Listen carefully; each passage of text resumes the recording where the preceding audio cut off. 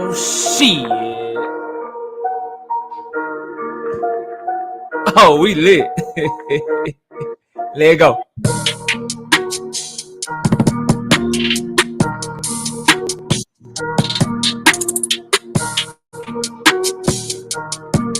Smash the like button, bro.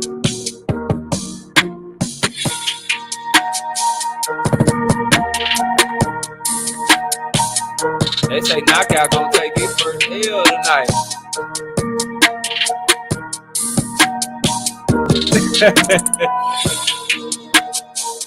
I can't do shit but laugh, man.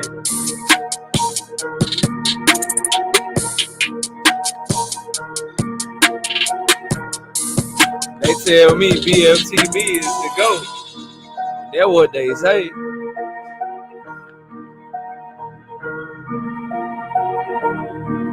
I say he gonna have to show me. Last I checked, I don't take L's, I hand them hoes out.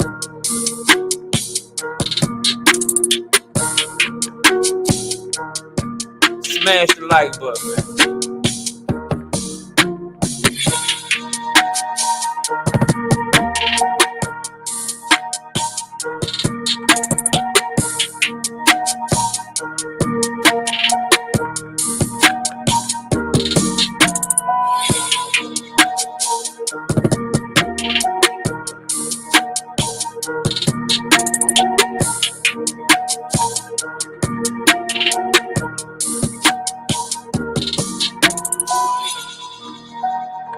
Y'all can't see me, but I'm over here bobbing my head, bro. I'm crunk.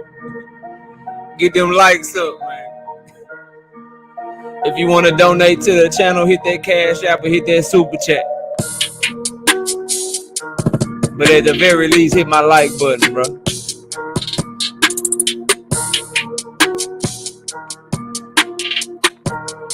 Shout out Mike Biggs Boxing with that $10 in the Super Chat. He say somebody got to go. Salute, fam. Salute to you, Mike Biggs. And y'all go subscribe to my brother Mike Biggs Boxing.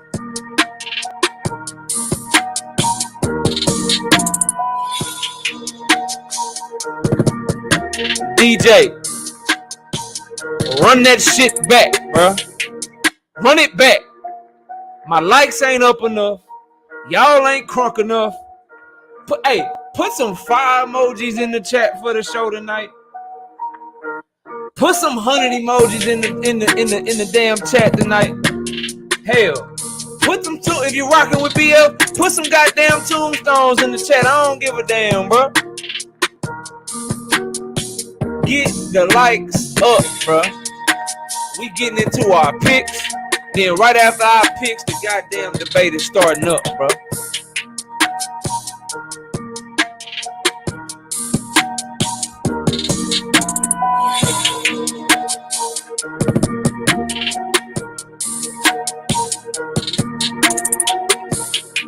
Two 2-0, Hot Rod, to answer your question. He 2-0, I'm 4-0.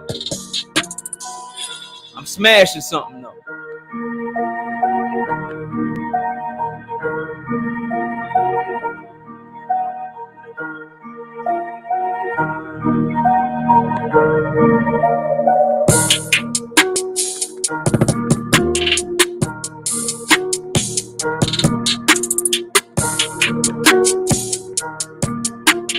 Cammy say, get the shovels ready. Yeah, get them ready. Won't be my body going in that grade, though. Bet.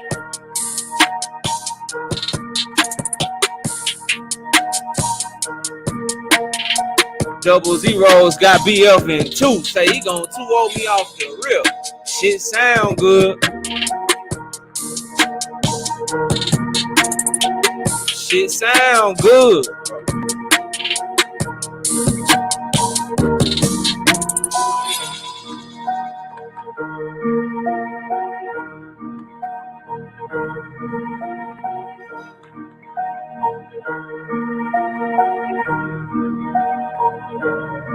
There you go, there my brother. Oh, they already in here, BL. We getting them out of here though. Oh, you know old DeWalt?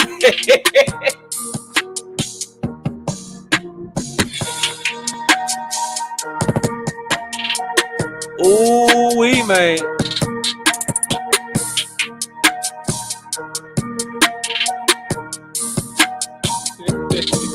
Old DeWalt. Hey, DeWalt.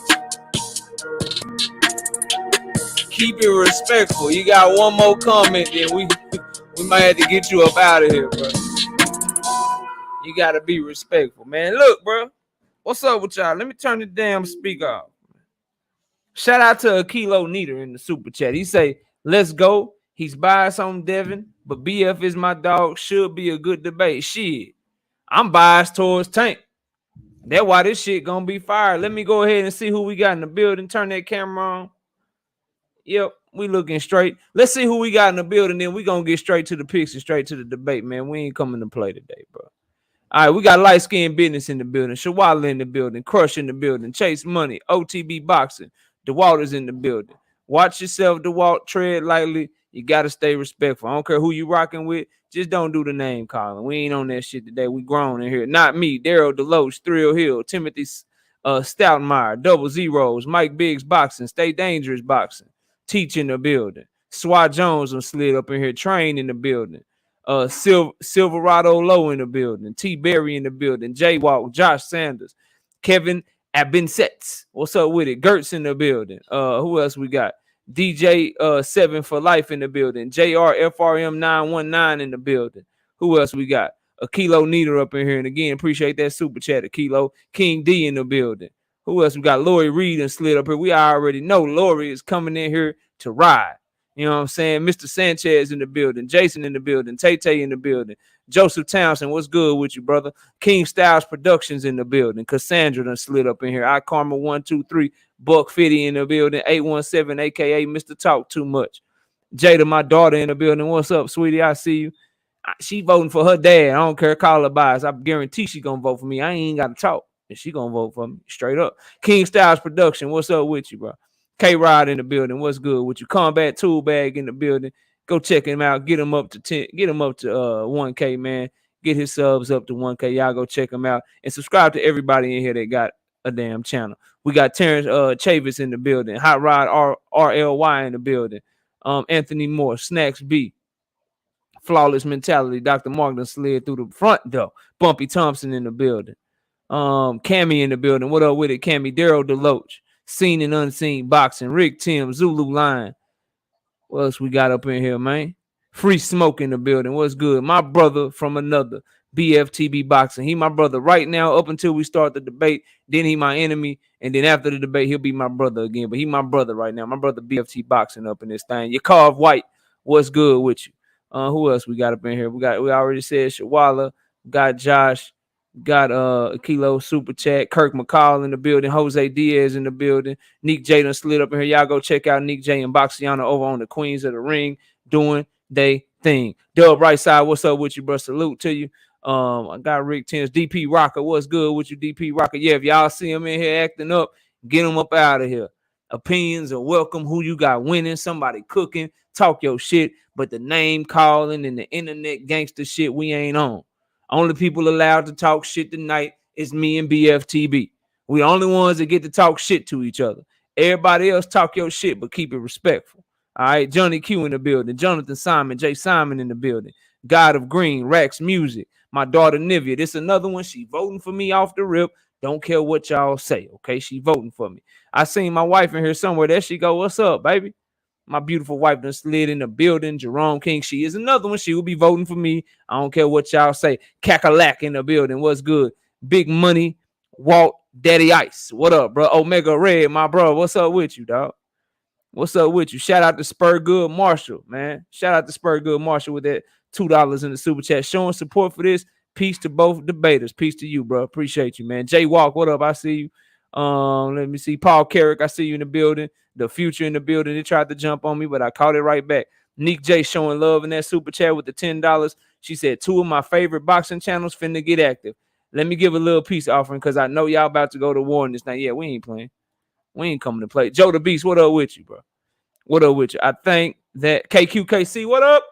The OG, he'll be moderating the debate to make sure we don't get to fucking tussling, fucking punching each other and shit. He gonna keep us cool, calm, and collected. OTB, what up, bro? Shout out to OTB, Mr. Sanchez, Rip Jones. I think that is everybody. If I missed you, I'm sorry, but we gotta get this show on the road because we know what everybody came for. We straight to the picks. I got 12 of them, and we got about 40 minutes to do them before the debate start.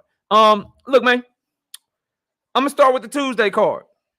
Right, it's a big card over in Japan on Tuesday. It's on ESPN Plus. Y'all know I'm a boxing nerd. I'm getting up at like 5 a.m. to watch the card. Hell, I might call in to work so I can go to sleep after the card is over. But we're going to start with Junto Nakatani versus Francisco Rodriguez. Junto Nakatani making his debut at 115 pounds. This young man can fight. He's a minus 2,500 on the money line, minus 250 for the knockout, and plus 200 for the decision. He's a southpaw, 5'7", 67-inch reach out of Japan, 24 years old. Tallest shit, longest shit for the 115-pound division. 23 wins, no losses, 18 wins by way of knockout. We got Francisco Rodriguez Jr. in the, also plus 900 for the money line, plus 1,800 for the knockout, plus 2,500 for the decision. 10-round, 115-pound fight. Rodriguez is 36 wins, 5 losses, 1 draw. He been in the ring with everybody, bro. And shout out to Snacks B with the $2 in the super chat. Heavyweight debate, damn it. Peace. All facts. We getting to it. Francisco Rodriguez, he been in there with everybody, man. He been in there with Donnie Nietes. He been in there with Chocolatito, Kazuta Ioka. So you see the 36-5-1 record, you like, oh, he ain't really hitting on nothing, bro. He is a world-class level opponent. A very good first fight at 115 pounds for Junto Nakatani, the young phenom. This guy Rodriguez done won 17 of his last 18 fights.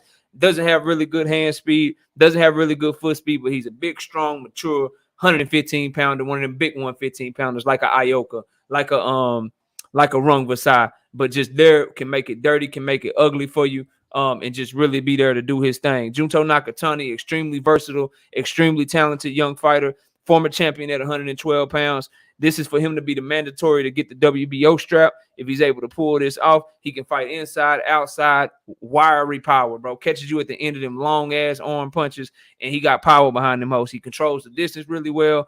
His uppercuts are extremely nasty, which is going to be a theme of this card as we go through this top-ranked card that's going down November the 1st on Tuesday.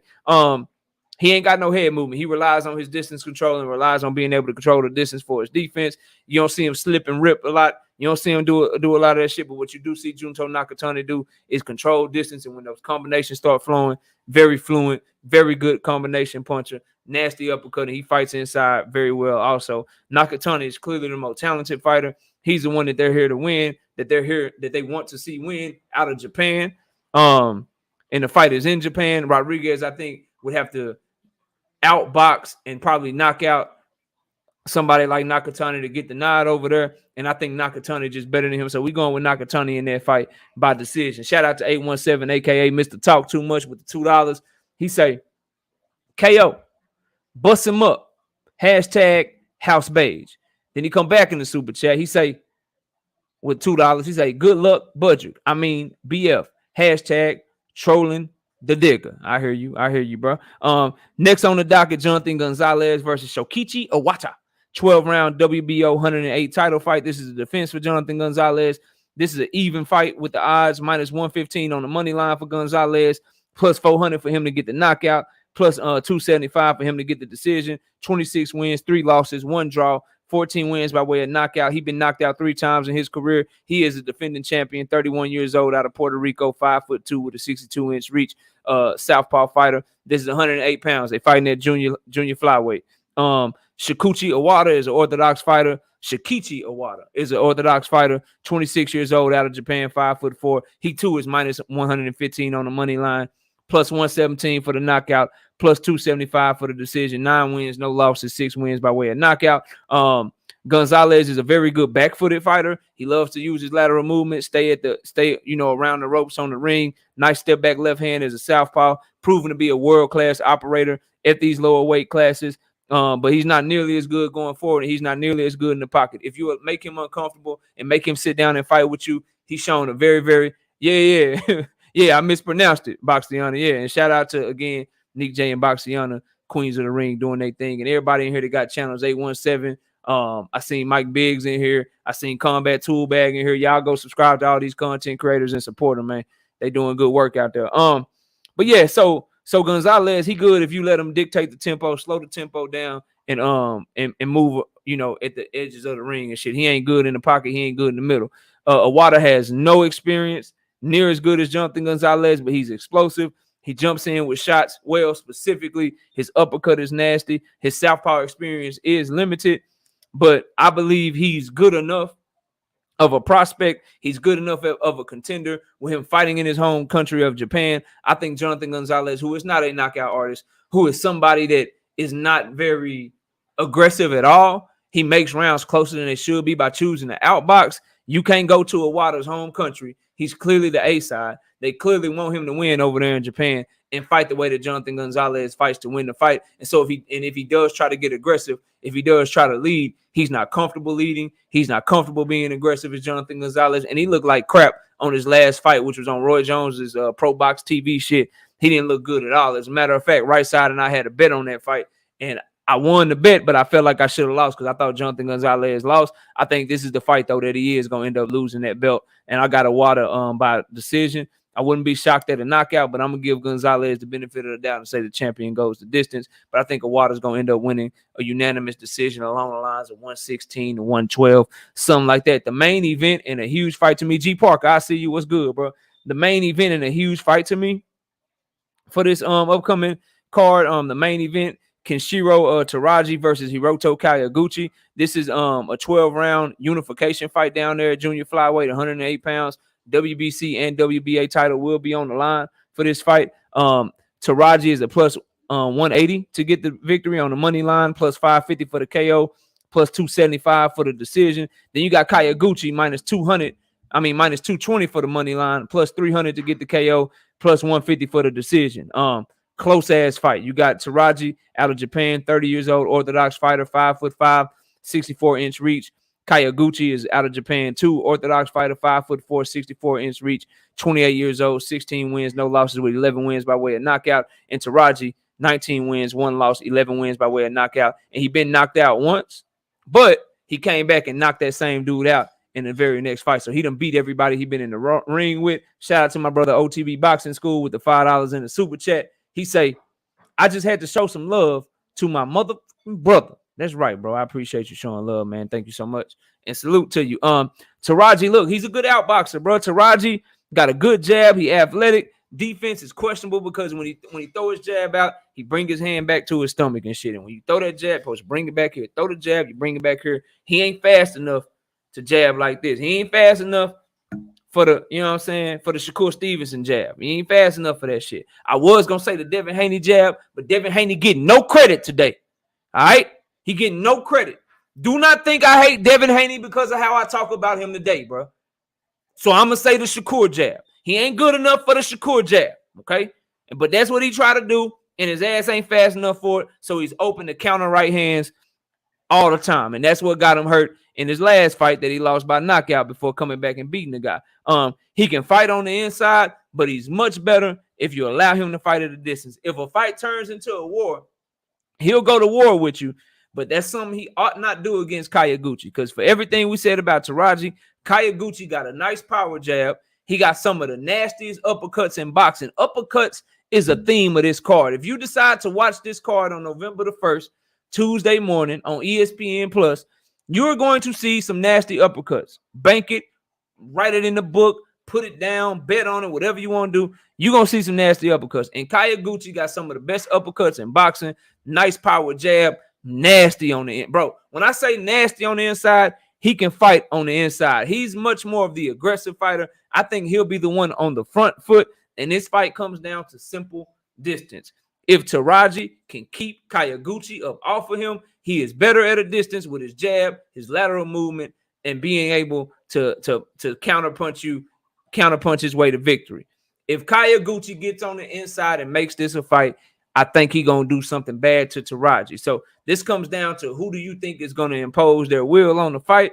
I'm using simple logic and breaking this shit down. Sometimes simple is best. Sometimes simple gets you caught up and you need to look at shit deeper. All I know is I watched Teraji get worn down and get stopped by a pressure fighter that's not nearly as good as Kyoguchi. And so I think Kyoguchi is going to press the issue. I think Teraji will be boxing well early, fade late down the stretch, and I think Kyoguchi is either going to win by a late stoppage or he is going to win by a split decision late in the fight, like 7 rounds to 5. But I'm going to pick a stoppage for Kyoguchi somewhere between rounds 9 and rounds 11. That's what I'm picking. Shout out to Kakalat. You know what I'm saying? Shout out to Kakalat. Appreciate you coming through. Smash the like button. 175 people, 112 likes. Let's go ahead and get to the DAZN card real quick, bro. I'm only doing one fight from this DAZN card because I'm doing a bunch of fights from the goddamn top-ranked ESPN Vasiliy Lomachenko card. But you know what? Katie Taylor versus Karen Carabajal.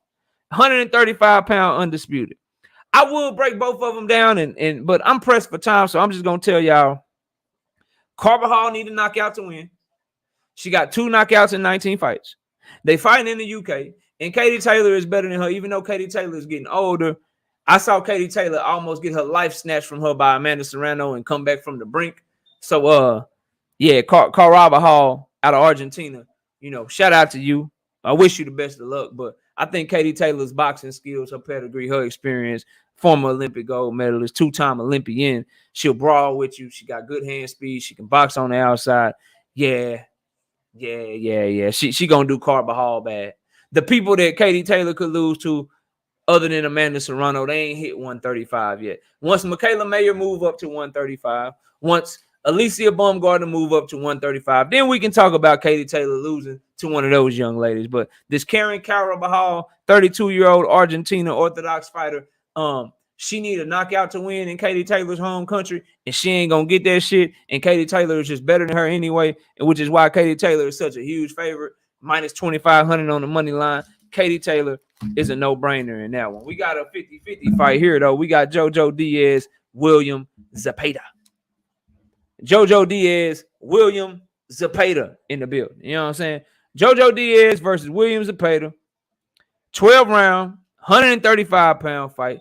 They got Zepeda as the slight favorite, minus 180 on the money line, plus 275 for the knockout, plus 160 for the decision. You got JoJo Diaz, plus 150 for the money line, plus 600 for the KO, plus 240 for the decision. Chat, who y'all got in this fight, bro? And shout out to Kelly Thompson. Kelly Thompson with the $5 super chat. While I'm reading Kelly Thompson's super chat, tell me who y'all got in this fight. Put JoJo for JoJo, put Zepeda for Zepeda. Who y'all got in this JoJo Diaz, William Zepeda fight? That's what I want to know. But shout out to Kelly Thompson. Kelly Thompson with the $5 in the super chat say, coming in to show some love. Knockout, are you going to lay down a demo today? You goddamn right. A lot of people doubting me. I love the doubt, though. I love the doubt, bro. Like, I perform. Y'all are going to learn what you don't know. You know a lot about knockout. You know what I'm saying? I let you know a lot. You know by now I'm very competitive. You know that. You know by now that, you know what I'm saying? I know how to talk over here. But what you're going to find out is that I'm really good under pressure. You know what I'm saying? You're going to find out that when you doubt me, Kelly, because I'm getting a lot of doubt right now. A lot of people don't believe in old knockout. A lot of people got a lot of doubt with old knockout. You know what I'm saying? A lot of people think knockout about to get cooked. You know what I'm saying? Like, I love that shit. Because when shit like that happen, I'm kind of at my best, bro. I'm more wittier. You know what I'm saying? My comebacks are sharp. You know what I'm saying? I'm more direct. I'm with that shit. So I love it. So I love it. So yes, I'm going to lay down a demo today. Don't be surprised, bro. Don't be surprised when what's gonna happen happens, because I'm telling y'all what I'm gonna do. Dundada going with JoJo, Mrs. Sanchez going with JoJo, Spurgood got JoJo, Mike Biggs got JoJo, G Parker got JoJo, Jose Diaz got JoJo, J.A. Dixon, Zepeda, Woke JoJo, Eric O. JoJo, Timothy Stoudemire JoJo, Rip Jones JoJo, Truth Speak Zepeda, Percival Mack Zepeda, Jay Miller Zepeda, JoJo, Josh Sanders JoJo, King D got Zepeda, Thrill Hill JoJo, Ron Ya JoJo, Dominic JoJo, Lori Reed got Zepeda, Puro got Zepeda, Swa got JoJo, Sheena got Zepeda. All right, so JoJo, 29 years old, Southpaw fighter, you know what I'm saying? 5'6", 64-inch reach, fighting out of Cali, 32 wins, 2 losses, 1 draw, with 15 wins by way of knockout. His 2 losses came against 2 of the best. Well, one of the best, and Devin Haney. All right, I retract that. He lost to one of the best in Gary Russell Jr., and then he lost to Devin Haney, and Devin Haney, all right. You know what I'm saying? He all right. Shit. Devin Haney, all right. Those are two people JoJo lost to. Devin gets no play from me tonight. All right. BF say, gas yourself up, homie. Yeah, I'm gassed. Somebody got to do it. If I don't believe in me, BF, who going to believe in me, bro? If I don't believe in me, who going to believe in me? And then William Zepeda, 26 years old, out of Mexico, southpaw fighter, 5'9", 69.5-inch reach, 26 wins, no losses, 23 wins by way of knockout. Good little, crossroads fight. Is JoJo really going to be able to compete at 135? And is William Zepeda really as good as Golden Boy is hyping him up to be? Now, JoJo Diaz is a small-ass lightweight coming up from featherweight.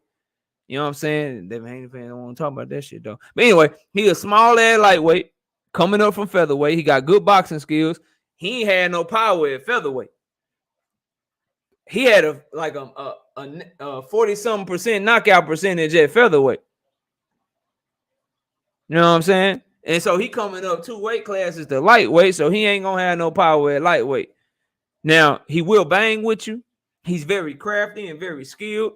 He know how to get his shots off, but he has to be inside to get his shots off because he is at a 5.5-inch arm reach advantage. So he is going to have to come forward in the fight against a fighter in William Zepeda, who is a volume puncher with good power, a hellified gas tank. I've watched this man throw over 100 punches per round for like 3 or 4 straight rounds. At minimum, he's throwing 60 or 70 punches per round. So he's somebody that can really wear you out. He fights well on the inside. He can cut the ring off. Nothing bad to say about Zepeda offensively. Defensively, though, his ass is garbage, bro. His head is on the line. He allows himself to get in exchanges because he believes so much in his power. He believes so much in his gas tank and his volume and combination punching that he will trade with you when he could be more defensive. But the right hook to the body and up top is nasty. The straight left hand is nasty. But he can fight, bro. He can fight. So this fight is going to come down to, can JoJo Diaz find a way to fight on the inside while also getting the better of the exchanges on the inside against a puncher who punches more than him, against a puncher who has more power than him and who is bigger than him? We talking about a 3-inch height advantage and a 5.5-inch arm reach advantage. Does William Zepeda have? So, I got William Zepeda, bro. I ain't gonna hold y'all. I think William Zepeda is too big for JoJo Diaz. I think he's too strong for him. I think he's clearly the fighter that Golden Boy is pushing more. Zepeda he did not look that good against Rene Alvarado. He did not look that good in the fight before that where he knocked the dude out. He got put down in that fight. But I don't think, what up, Lester, my brother-in-law in the building? What's good with you? My sister came through too. Candor 21, what's up with y'all, man? We about to get the debate started in 30 minutes, so y'all tune in, man. And so for me, William Zepeda is the clear choice here. I know a lot of people said y'all got JoJo. Y'all know how we do it, though. Y'all know how we do it. Let me scroll back up real quick. You know what I'm saying? Get my people in shape, because I love y'all, but I want to see y'all in shape. So, I throw 100 push-ups on William Zepeda. If I can get Mr. Sanchez, Spurgood, Marshall, Mike Biggs Boxing, G. Parker, Jose Diaz, Woke, Eric O, Timothy Stoudemire, Rip Jones, you know what I'm saying? Dante Hall, Josh Sanders, Thrill Hill, Ron Yard, Dominic. Anybody want to bet? Anybody want to bet? Ashley's Corner, I see you in the building. Salute. Y'all go subscribe to Ashley's Corner, man. They're doing great work over there. Anybody want to bet? I see you with Santael. What's good? Edgar Chavez, what's good? Oh, now y'all comment shit. Now the chat box ain't working no more. Y'all said JoJo with confidence, bro. Anybody want to bet? 100 push-ups. I got 100 push-ups. What's good with it, Kirk Douglas? I see you. Timothy says no bet. Dominic laughing. Rip Jones says no bet. Mike Biggs, we betting? What we doing? Anthony Monzano, what up? Mike Biggs, are we betting? 100 push-ups, Josh Sanders. You know what I'm saying? Not no money. Master Khalid, what up? Damn, I can't get no bet, bro. None. Oh, Mike Biggs, because you picked JoJo to win the fight. You got JoJo, I got Zepeda. 100 push-ups.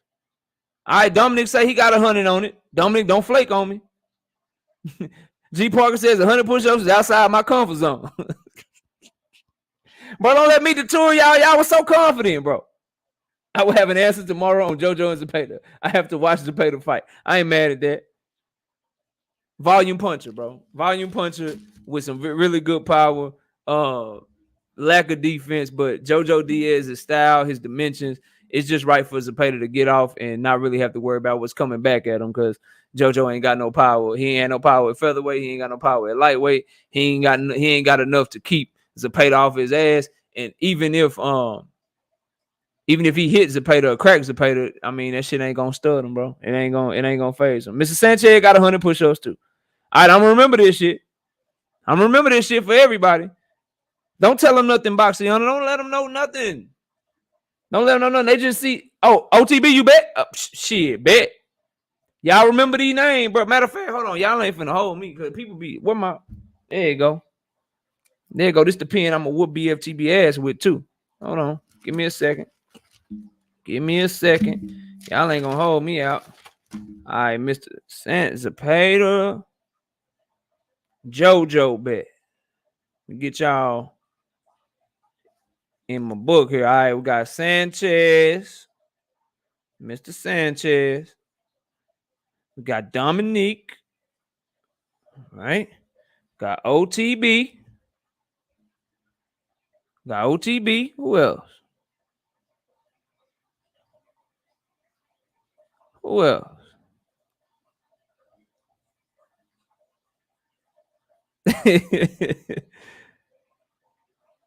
All right. So, Mr. Sanchez. I think that 50 push-ups. All right, we bet we locked in, Mike Biggs. We locked in, Mike Biggs. 50 for you. So 100, 100, 100, and 50. All right, that's a bet. You know, we do push-ups every day around this way, so that's nothing. But I ain't losing that bet. I'm telling y'all that right now. Zepeda about to put hands on that boy, bro. He about to put hands on that boy. All right, let's get back to it, man. Let's get back to it. We about to do the top rank card. I know y'all thinking we only got 25 minutes, but let me tell you right now. This top rank card is full of gimmies. Hey, this is what I call a prospect card. This is a card where you just throw all the top ranked people on your damn parlay and then hope that you get fights like the Kyoguchi and Teraji and the Williams Zepeda and JoJo fight. You just throw these top rank fights on there as like a buffer. You throw it on there as a buffer and you're good to go. They're like these fights, they don't take much time. You look at them, you look at the opponent, you look at one of the opponent's fights, and you just know like the talent gap is like from Texas all the way to like New York or some shit. Like this shit is bad, but at least we get to see some good prospects fight. Let's start with the dude who almost killed somebody in the ring last time he was in there. Richard Torres Jr. Richard Torres Jr. last fight, like that ref should go to jail, bro. He let this man almost decapitate somebody. Steph, if you got JoJo, just say bet it. I bet you push-ups. I got Zepeda. And I got Zepeda. I'm willing to bet up to 100 push-ups. But if you be skipping arm day and shit, we can bet like 25 or something. You know what I'm saying? I love putting people on the knockout workout plan. It's one of my favorite things to do, Steph. And so if you got JoJo and you want to bet it, you know what I'm saying? Just put bet it in the chat and let me know how many you got on it. You can do 20, 25, 30. You can do 50, 100 push-ups. We don't bet money over here because some Terrence Bud Crawford fanboy bet me $200 that Ugas was going to beat Spence. And then all of a sudden, I ain't seen him since that fight. The man was on everybody's panel all the way. Like he on everybody's shit, everybody panel all the time, always chiming in, always got something to say in the chat. Then when Ugas got his eyes and his rib broke, he disappeared. But that's okay because he started something called the Knockout Workout Program. And it looks like my brother Steph wants to participate. So he got 50. Bet. Let me put my brother Steph on here. We're going to put Monopoly Man Steph. Monopoly Man Steph. Monopoly Man Steph mustache. That's what we're doing. Yeah, Monopoly Man Steph mustache for the 50. Steph, I'm going to get you, bro. I'm going to get you. All right, let's go through this top rank card real quick. I see you back there, Kyle. We got 23 minutes. The base starting in 23 minutes, so you can stay right there, Kyle, or you can come back up, but you good either way, Kyle. You good right there where you at. But Richard Torres Jr. versus Ahmed Hefney. Richard Torres Jr. is a minus 5,000 favorite. Okay. Ahmed Hefney is 38 years old. He's 13-2. And he's fighting out of Egypt. Now, I ain't saying Egypt people can't fight. Because that's like, you know what I'm saying? They're one of the first civilizations and shit. They got the pyramid. We still don't know how that shit got built. But I'm just saying, like, Egyptians and boxing and shit, like, I don't know. And this dude, 38 years old, I was studying him and stuff, bro. He been knocked out 7 times. No. He lost to a guy. My bad. He lost to a guy that got knocked out 7 times and had a 12-10 record. And this man, Ahmed Hefney, didn't have a fight from 2013 to 2021. Upper echelon, what up? So, Richard Torres, the Olympic silver medalist for the Olympics in 2020, which the Olympics we all know was done in 2021. He's aggressive, powerful, relentless, got real quick feet to close the distance. He's explosive closing the distance. And, bro, he hit hard, dog. He hit hard. He's going in there with a flat-footed fighter that's damn near 40 years old, bro. It's like a 6-round heavyweight fight, bro. Richard Torres is going to decapitate this man. Depending upon how long, depending upon like how good the odds are, if you can get any kind of like plus odds for him to knock him out like in the first round or two, bro, bet that shit. Richard Torres is going to decapitate. Rock bottom, what up? He is going to decapitate this man, bro. That's my pick for that one. All right. Moving on, bro. The best lightweight prospect in boxing is on the card. Abdullah Mason is on the card. Y'all know we got to talk about Abdullah Mason. 6-round lightweight fight against Angel Barrera. Angel is 4-0. No knockouts, 22 years old, orthodox fighter. You know what I'm saying? Out of Mexico, 5'7", 2019, National Golden Glove Finals. He made it to the finals in the Golden Gloves. Abdullah Mason out of Ohio, Southpaw, 5'9", 74-inch reach, 18 years old, 4 wins, no losses, 3 knockouts. This man won the national championship in 2017 in the amateurs. He won the national championship in 2018 in the amateurs. He won the national championship in 2019 in the amateurs. He won the national championship in 2020 in the amateurs. Whether it be the Junior Open, the Junior Olympics, the Youth Nationals, he won all them hoes, bro. Listen, man. Abdullah Mason is athletic, got good wiry power. He got that distance control on lock. 19 minutes, box talk, right at 8:30 Central Time. He got a nice left hand, good defense, nice right hook. He got every punch in the book, switches levels well. There's nothing that this young man can't do in the boxing ring. So you can have your Frank Martin. You can have your Keyshawn Davis. You can have William De Los Santos, who just knocked out Jose Valenzuela. You can have every last one of them. You can have them. You can have them. They can be your fighters. I got Abdullah Mason.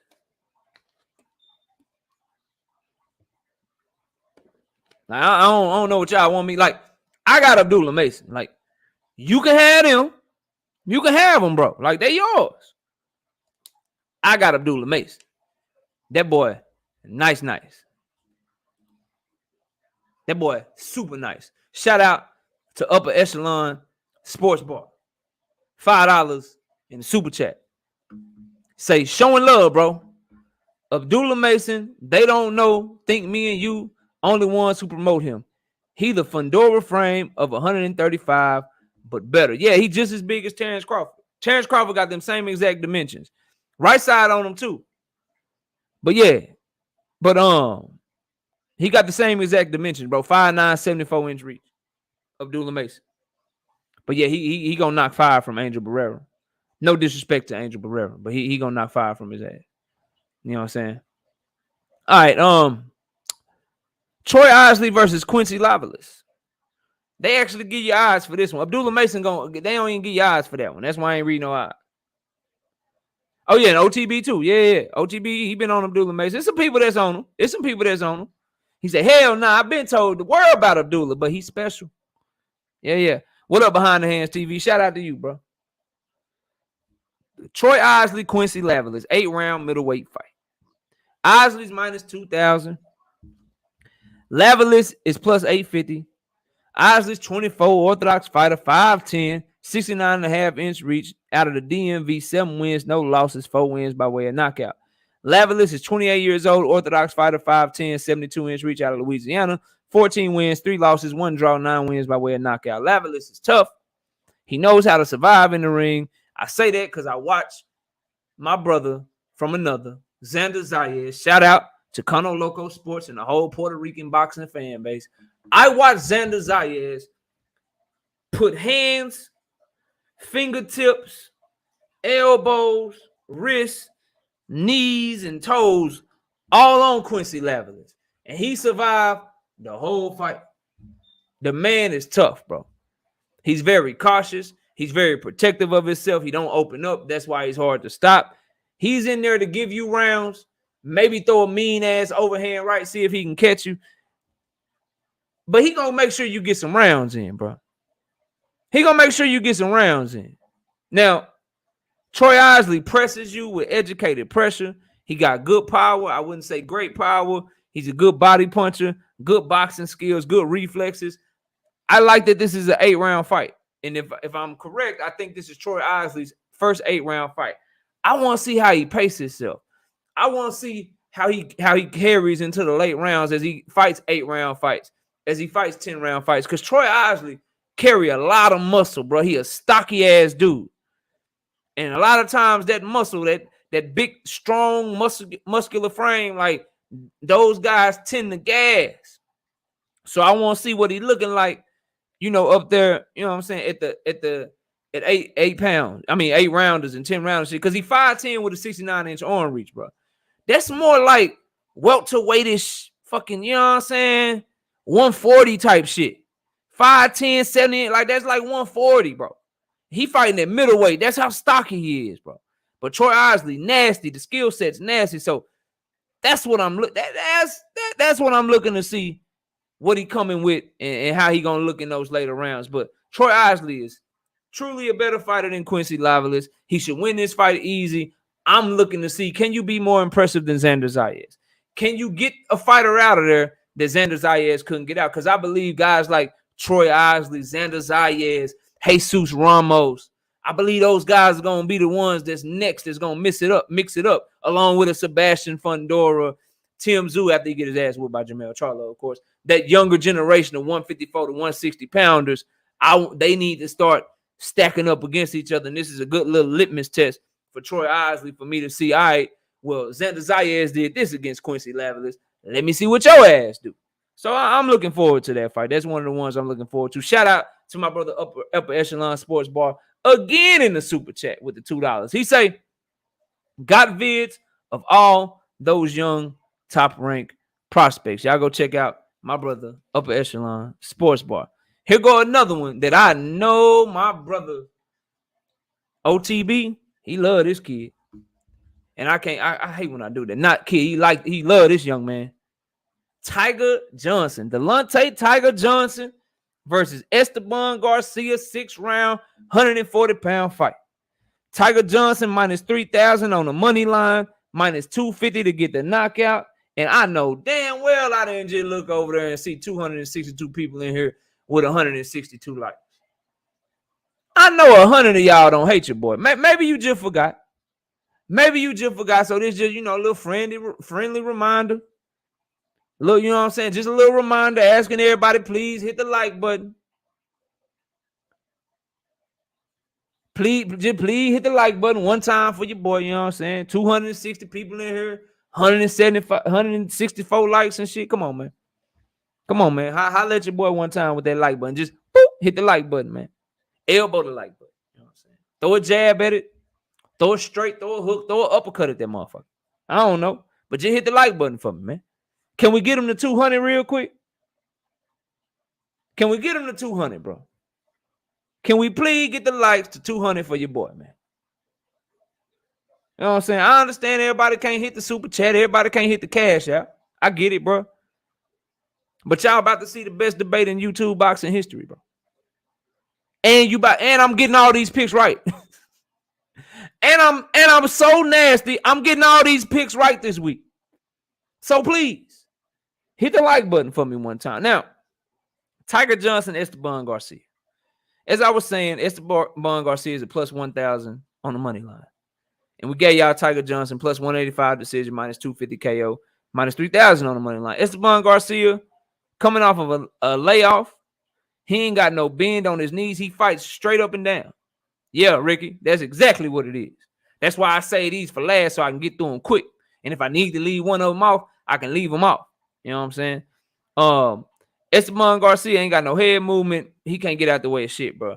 He is southpaw, 5'8", 67 inch reach out of California, 32 years old, 15 wins, 1 loss, 7 knockouts, and he been knocked out 1 time. Tiger Johnson, 5-0, 4 knockouts. Orthodox, 5'11", 71 inch reach out of Ohio, 24 years old, and he's an Olympian. Quick, explosive, showing great, like, when I tell y'all, bro, OTB and my other boxing nerds will know what I mean. I'm sure everybody in here is a boxing nerd too. But when I tell y'all Tiger Johnson's reflexes in his eyes, bro, the way that he looking at everything in the ring and see everything and the way that he react, you know you got you a fighter on your hands, bro. You know you got you like bro, Tiger Johnson, the goods, fam. He can fight. Nice, powerful jab. He already, like, the first 2 times I saw him fight, I'm like, oh, he can't fight on the inside. He just looking to get the fight on the outside. He can't fight on the inside. By that third fight, bow. He fighting on the inside, done improved, look comfortable in there, just growing with every single fight, bro. And the hands and reflexes are super fast. He just too fast for Esteban Garcia, bro. He just way too fast for Esteban Garcia, bro. It is what it is, bro. He is going to beat the shit out this man. Now, if Esteban Garcia proves to be tough, he'll last the distance because it's only a 6-round fight. But if Tiger Johnson stop him, I won't be surprised.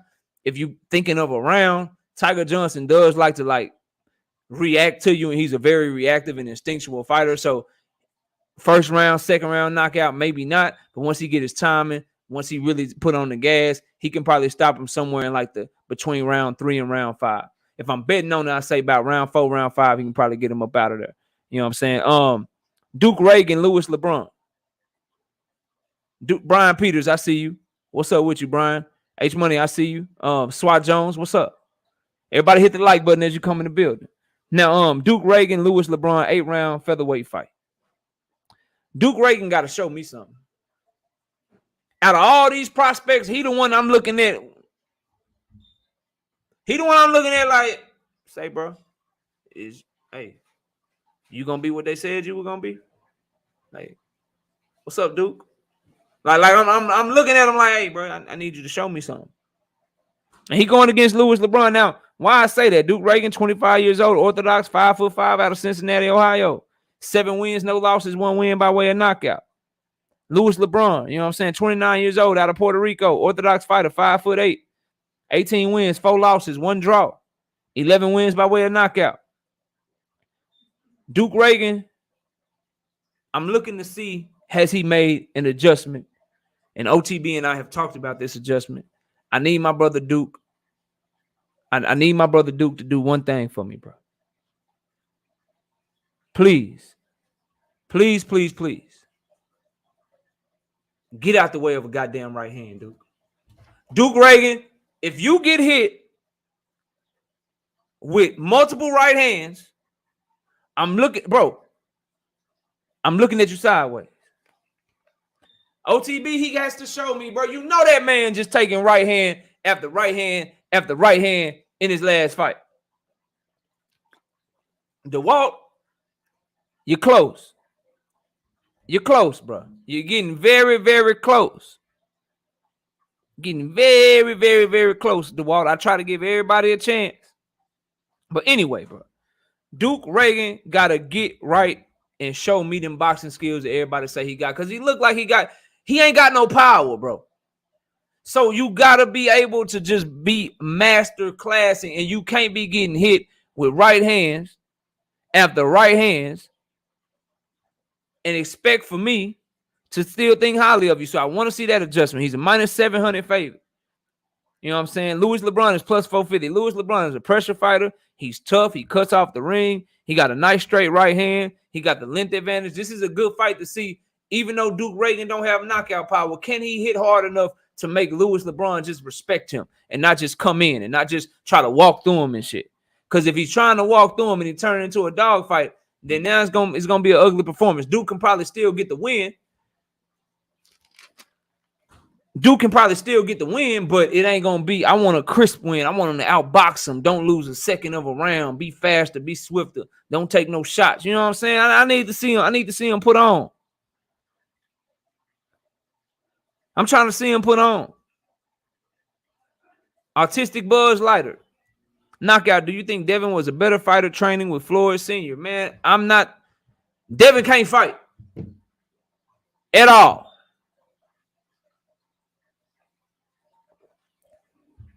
What up, coach? I see you glove up boxing anymore. Devin can't fight, bro. Devin Haney gets no positivity from me tonight, bro.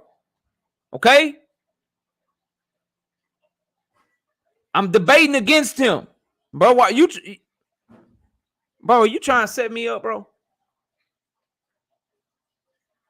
I think you trying to set me up, Buzz Lighter. I think you trying to set me up, bro. You try to make me say something positive about Devin. Don't do that shit, bro. Don't do that shit. Don't do that shit, bro. Don't you do that shit, bro. Don't do that no more. Don't do that to me, bro. Come on, man. Ask me after the debate. Okay? All right, bro. Last fight, Lomachenko, Jamaine Ortiz. Then we getting it popping, bro. Smash the like button. All my people that's participating in the debate, Doug Right Side, Kyle from the boxing section, KQKC, everything boxing, BFTB. If y'all want to go ahead and hit the stage, man, after this one, we getting it popping. Vasiliy Lomachenko, Jamaine Ortiz, 10-round, 135-pound fight. Vasiliy Lomachenko is 34 years old, 5'7" with a 65.5-inch reach, fighting out of the Ukraine. Southpaw fighter, 16 wins, 2 losses, 11 wins by way of knockout. Jamaine Ortiz, 26 years old, Orthodox fighter, 5'8", 69-inch reach, out of Massachusetts, 16 wins, no losses, 1 draw. Jamaine Ortiz can box, got fast hands, good feet. He's athletic. He'll switch. He relies on his reflexes, so he leaves his hands down a lot. Does a lot of things like not bringing his hands back to the proper position, lunging in, jumping in with shots and stuff sometimes. Really just relies on his reflexes and athleticism. He's +800 on the money line, +1800 for the KO, +1600 for the decision. Lomachenko is -1800 on the money line, -125 for the KO, +125 for the decision. Jamaine Ortiz does have good power. He just don't sit down on his shots a lot. He looked to box. You know what I'm saying? He looked to box. He did do a good job with Jamel Herring. That was a good win for him. But Jamel Herring, as we know, was already passing. He was coming off a straight beat down from Shakur Stevenson. So, but Jamaine Ortiz, he's a good fighter, bro. It's a good comeback fight for Vasiliy Lomachenko, who comes in as a 2-time Olympic gold medalist. Really good feet. Looks for different angles to get his left hand off. Really good at taking that, man. I can't impress upon you guys how good he is with his feet, closing the distance, taking that angle to his right to get his left hand off, and it then has very good defense. Lomachenko can fight. Say what you want about him. Damn, they coming in here for BF. Get his ass out of here. Yeah, they got him already. Oh, I sent it to your email, BF. Hold on, I'll resend it to you. But yeah, long story short, I got Lomachenko in this fight. Could be a late stoppage. Jamaine Ortiz has showed toughness though. He has showed toughness, but I think Lomachenko is gonna pick him apart. I think he beats him by either late stoppage or by unanimous decision. Since it's only a 10-round fight, I'm gonna say unanimous decision, 98, 92, 99, 91, maybe even 100-90. But Lomachenko's been coming out since his loss to Teofimo, just really smashing the gas on people. So I wouldn't be surprised with a stoppage somewhere between round 6 and round 7. Okay, yeah, I got you, BF. I'm about to send it right now. Give me 1 second. I thought I sent it to you, though, bro.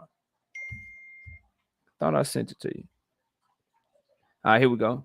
Oh, you got it. All right, cool. You coming up. All right, bro. Let me get the people up here real quick. Does age play a factor? Not in this fight. Not to me. Not in this fight. Not to me. Key, come on back. We're waiting on you. Shout out, Dub, right side. KQKC, where you at? Let me call my OG real quick. See where you at.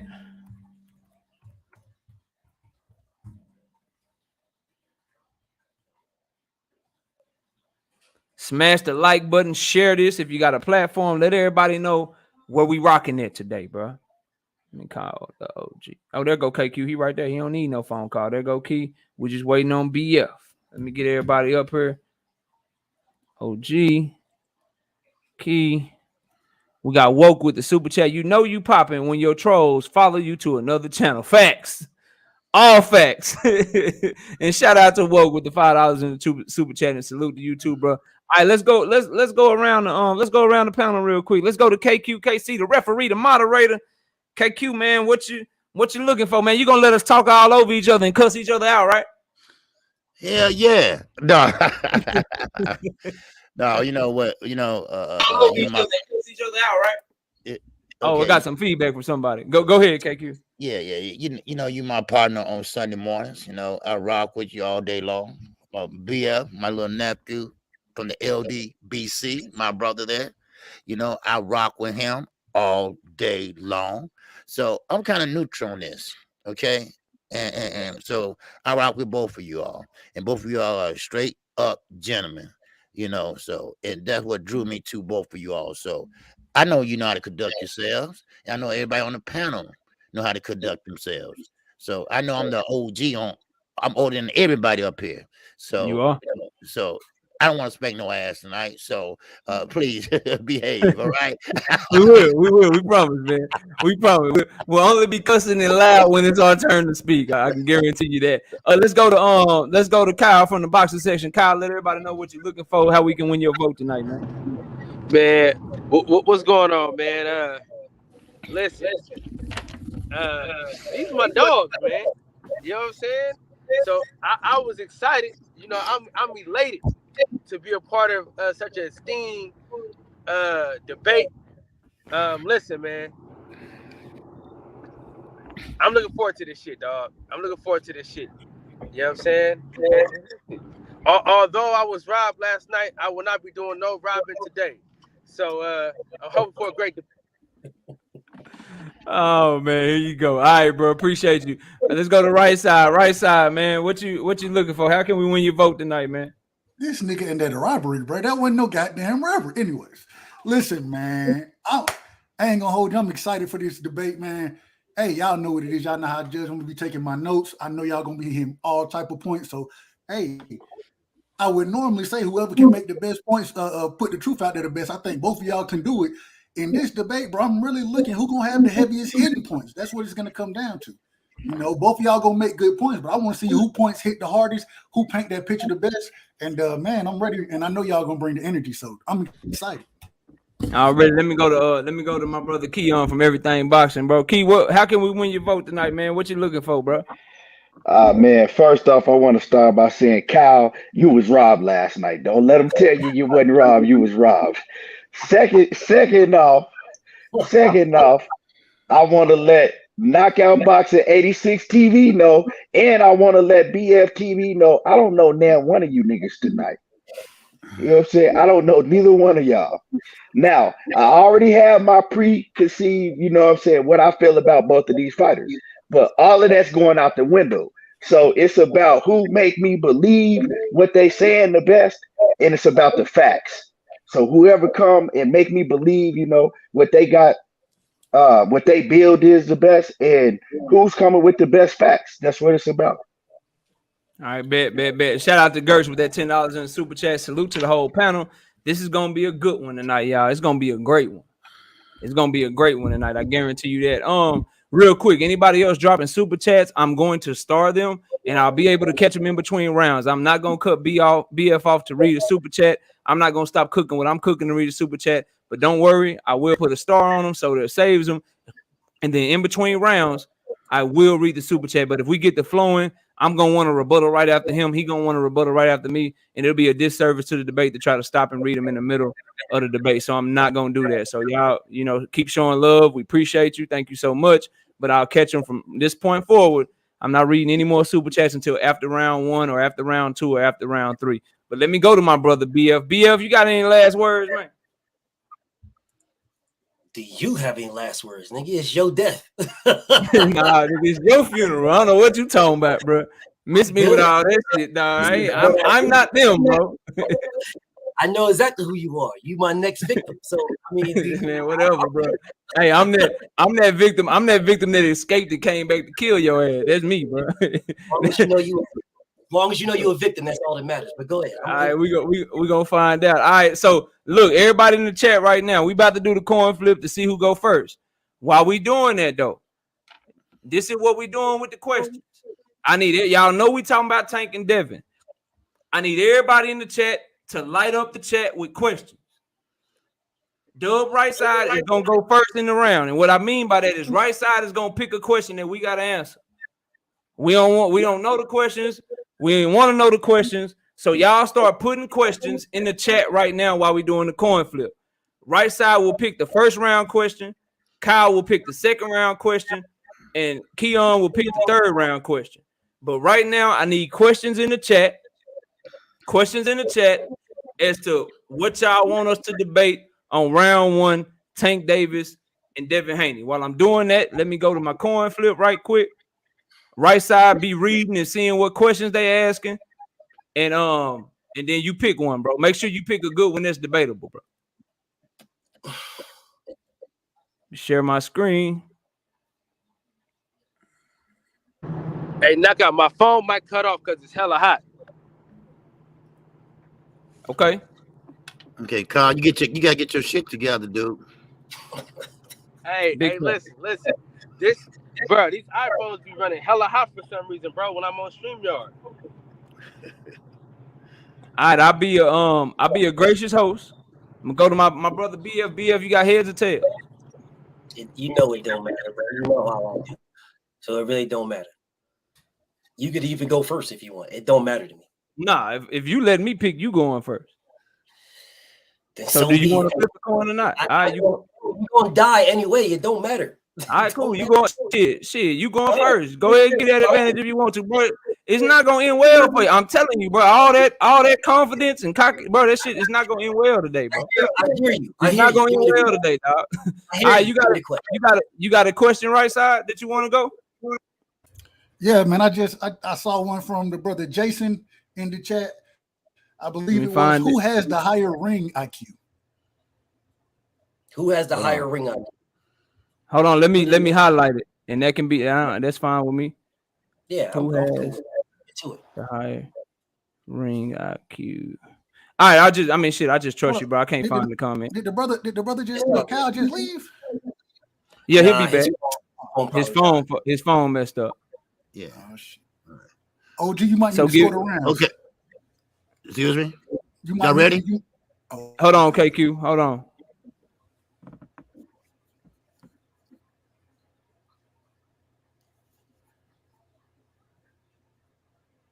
Oh yeah, Kyle gone. We know what the question is, though. You ain't gotta put it up. If we know what the question is, we could just rock. If you're looking for it. Yeah, I am looking for it. I know what it is. Who has the higher ring IQ? It's fine. I just type it. Look, bro. KQ, go ahead and like kind of score it and listen and judge, just in case Kyle don't make it back, bro. Yeah, until Kyle. So you'll mod in and judge. But go ahead, KQ, take it over, bro. Take it over. Okay, who's going first? BF. So okay, BF, you ready to go, baby? You got 10 minutes, baby, to shoot your shot. All right? Devin.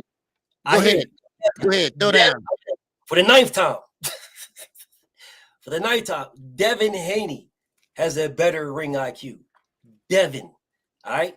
This is a guy who knows. People will sit here and they'll shit on him. They'll go to, oh, he's clinching.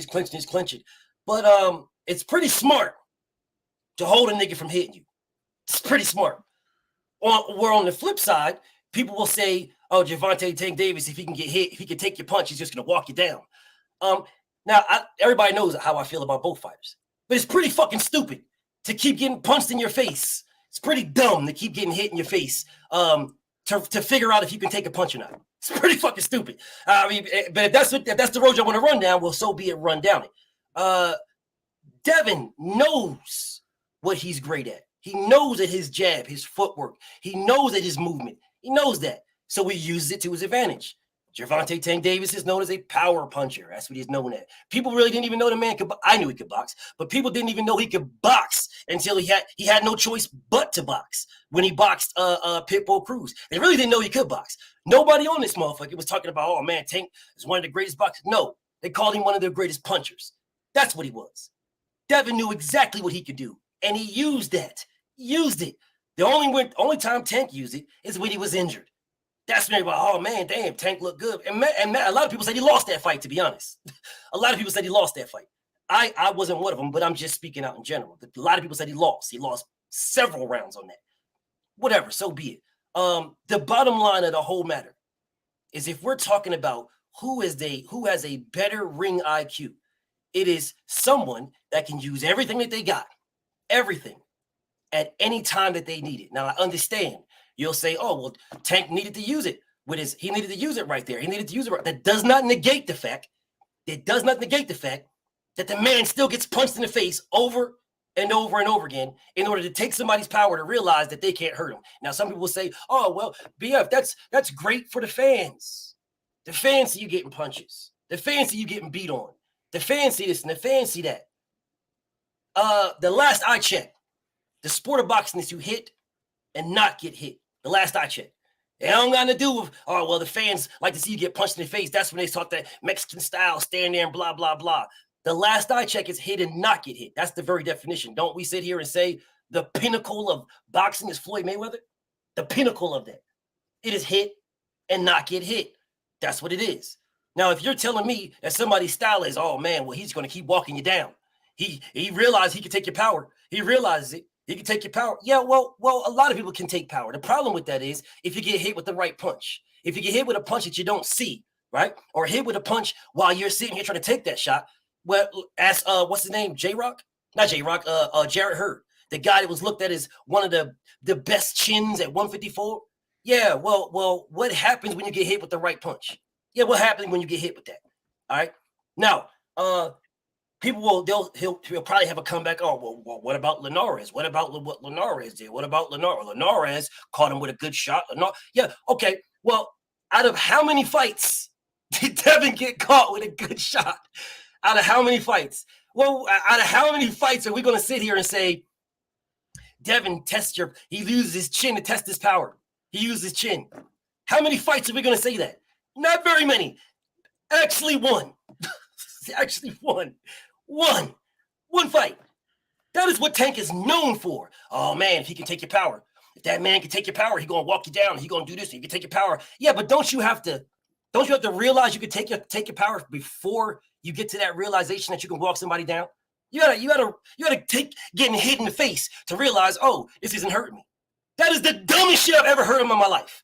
To just eat shots in the face to realize that you can take the shot and then, oh, well, I can take it. Let me start walking you down. That is the dumbest shit in the world. That is the reason why people say, oh, well, shit, man, I think Rolly was beating him, blah, blah, blah. I don't believe that, but that's what people say. That's the reason why he was really losing to Leo Santa Cruz. He was losing until that. I don't believe that either, but that's what they say. No one says that about Devin. No one. It does not happen. No one says, oh, man, Devin, he was losing. He was losing. No, they say Devin is boring. Oh, he's so boring, man. This dude's so boring. He's out here. Give us a fight. No, it's not a fight for y'all. It's a fight for Devin and his opponent. They're in the ring. It's a fight for him. Yeah, and in his fight, it is the sweet science of hit and not get hit. That is the sweet science of it. Yeah. So while not y'all, but people say, oh, he's boring. He's so boring. He's so this, he's so that, and blah, blah, blah, and yada, yada, yada. Yeah, but he's not getting hit. You literally, the highlight of Devin Haney haters, their whole life is the fact that he got hit one time by Linares. That is the highlight. Oh, man, if you get hit like Linares hit him, if you get hit like, okay, well, he's got a multitude of other fights. So how come no one's saying if you get hit like that? If you get hit like that? If anybody, if we're talking about ring IQ and smarts in the ring, if anybody is going to say, oh, well, what's smarter? Getting beat on like Harpo to figure out if you can take the shot or just not getting hit at all? I mean, you let me know which one is smarter. I don't need no more time than that. You got it. All right. You got 4 minutes left. Okay, you good? All right. KO, you got 10 minutes to shoot your shot. Hold on, OG. Give me a second. 78 just came in here, and I want to make sure he get wrenched up so nobody block him. Give me a minute. All right, cool. We good. I'm ready. All right. Yes, sir. Well, go ahead and shoot your shot, baby. You got 10 minutes. All right, it's clearly Tank Davis got the higher ring IQ because Tank Davis is the one that makes more adjustments in the fight and has fought way different level of opponents. He's fought fighters that are smaller than him. He's fought fighters that are bigger than him. He's fought fighters in more weight classes than Devin Haney, so he has had to adjust to far different fighters. He is the one that is able to adjust, and BF says something about ring IQ being the stuff that you don't see. You're able to set up good punches with shots that people don't see, or that's the ones that hurt you. Well, Tank Davis' ring IQ is so goddamn high. He's a lot better than at catching people with shit that they don't see than Devin Haney is. He's a lot better at setting some shit up and catching you with some shit that you don't see than Devin Haney is. A lot better, bro. Matter of fact, to the tune of a 90-some% knockout ratio compared to a 50% knockout ratio. Now, Tank Davis getting punched in the face over and over and over again is low ring IQ to check somebody's power to see how hard they hit. Well, last I checked, all boxing fans know you can take somebody's power and you can see how hard they hit by taking a shot on the gloves. You can see how hard they hit by taking the shot on the arm. You can see how hard they swinging if you make something go by your head. So he ain't just running around here getting hit in the face over and over and over and over again like BFTB was trying to get you guys to believe. As a matter of fact, if you actually look at the opponent connect percentages that these two fighters have, you will see that less than 5% separates them. So Tank Davis's defense is just as good on a large scale as Devin Haney's. Like, his defense ain't just this dude that's running around this bitch getting hit in the face over and over and over and over again. He makes adjustments. I've seen him fight on his back foot, get somebody out of there, outbox them. I've seen him go to the front foot against Mario Barrios, take his jab away. He didn't need to take punches in the face to do that. He said, hey, Mario Barrios is longer than me. Let me paw at his jab, take his jab away, walk to him, get inside of his power, and then boom, I'm going to wreck him. Leo Santa Cruz. Oh, you keep throwing the same right hand over and over and over again? Let me slip that shit and rip a uppercut. This man has showed more adjustments than any adjustments you can make for Devin Haney. As a matter of fact, every time Devin Haney tries to make an adjustment, he doesn't look as good. Remember, he gonna go in there and knock Yuriorkis Gamboa ass out. I'm going for the knockout. I'm gonna show people I got power. What did he do? Did he make an quote-unquote adjustment? Did he make an adjustment to go in there and do that? Or did he fight how he always fight? Did he do the same jab, grab, jab, grab, jab, jab, right hand, grab, pivot, move around the ring, jab, right hand? He did the same shit that he did over and over and over again in that fight. When he goes to make an adjustment, it looks very, very like he's trying too hard. It looks like he's not comfortable doing it. The only time he looks comfortable is when he fights within himself. When he fights with the way that he fights all the time. Tank Davis has looked comfortable with Isak Pitbull Cruz with one hand. He's looked comfortable with Leo Santa Cruz being taller than him but lighter with 2 hands going forward. He knocked Rolly out off the back foot very comfortably in that fight. Sounds like a guy that makes adjustments and has a high ring IQ to me. That's what it sounds like to me when we talking about Gervonta Tank Davis. The other thing that I heard was Tank only showed IQ with Isak Pitbull Cruz. Well, I just showed how he showed IQ against Rolly. As a matter of fact, he looked over to his corner. Hey, he's still strong right now. I'm letting him wear down. Sounds like somebody making adjustments on their own and on the fly. I'm going to get him. He's strong right now. He's still hitting hard. And so he made the adjustment of making Rolly walk to him, and then boom, caught his ass with a left hand. So that sounds like an adjustment in a ring IQ. And last I checked, Rolly Romero's name is not Isak Pitbull Cruz. Rolly Romero's name is Rolly Romero. So that was 100% all cap.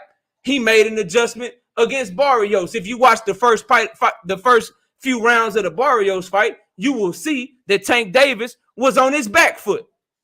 You will see that Gervonta Tank Davis was allowing Mario Barrios to step to him. But as the fight went on, he said, hey, I got to do something about this jab. Hey, I got to do something about this jab. You know what? I should take the jab away.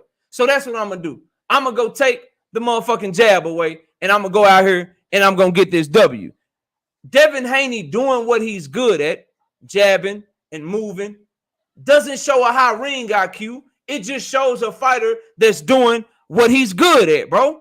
That he ain't making no adjustments. He's fighting behind his jab like he always does, and he's keeping the fight at a distance. And then if you get too close to him, he grabs you, bro. That's what he does. That ain't me making shit up. That ain't me giving you no hyperbole. That's how the man fights. You go to George Kambosos 1 versus George Kambosos 2. The only thing he did was instead of jab, right hand clinch, he jab, right hand. Let me take a step back, jab again. I'm not clinching as much. That's what he did in that fight. But as far as, let me make this adjustment. You open for this mean-ass counterpunch? When you seen him make an adjustment with an explosive counterpunch and get somebody to fuck up out of there? Not never. Not never. The only time you can think of is going forward against a scrub, loading up a club punch, and knocking his ass out against the ropes. Tank Davis got all them hoes. When you seen him make an adjustment of, Jose Pedraza, you trying to dog walk me? You trying to come at me? All right, I'm going to make the adjustment of, I'm going to fight you in the pocket. I'm going to step inside on you, and I'm going to show you that this right hook ain't shit to play with. And I'm going to make that adjustment and come at you that way on the inside. I'm sorry, bro, but these are just facts. Tank Davis has won fights in a multitude of ways, using a multitude of adjustments and a multitude of punches throughout his entire campaign. Meanwhile, a lot of Devin Haney fights look the same. The Jorge Linares win looked a lot like the JoJo Diaz win, except for he got rocked against Linares and he didn't get rocked against JoJo Diaz. But Devin Haney is a counter puncher, fighting off his back foot, using lateral movement and fighting behind his jab. That's what he does. That's what he's great at. You can't name other things that he's great at because he don't do other things. He don't make adjustments. Talk to me about him fighting on the inside. I bet you can't, but I can talk to you about Tank Davis fighting on the inside. Talk to me about him setting up a mean-ass counter uppercut to hurt somebody or get him out of there. I bet you can't, but I can talk about that with Tank Davis. Talk about him setting up a straight right hand to get somebody up out of there by countering their shit, pulling and countering their shit and getting them up out of there. I bet you can't, but I can talk about that shit with Tank Davis, what he did to Rolly Romero. I'm trying to tell you, bro, it's very simple. Tank Davis, you have to say he has a higher ring IQ because he has shown it more against more different opponents than Devin Haney has. Devin Haney has fought at one weight class his entire fucking career, bro. He has not fought dudes that have come from 130. He has not fought dudes that were up at 140. All he has fought is 135 pounders. You can name one, maybe two fighters than Devin Haney that were longer than him, that had a reach advantage over him. He has the same advantages over practically everyone that he has ever fought, bro. Straight up and down. Meanwhile, Tank Davis has fought dudes taller than him, smaller than him, same size as him, making a bunch of different adjustments and a bunch of different variables and doing shit across the way, bro. So at the end of the day, I think it's very simple. I think it's very straightforward. Tank Davis makes more adjustments, has the higher ring IQ, and it's been on display far more than that of Devin Haney, and that's my time, bro. All right. Okay. Now, BF, you got 5 minutes, baby, for your rebuttal. You go ahead, baby. Shoot your shot. So I'm flabbergasted at how you change or try to equate adjustments as IQ. I don't know how you do that, because we say that Terrence Bud Crawford switches up because he's getting beat on his ass. That he makes that adjustment. That's not IQ. It's really not, bro. It's really not. All right.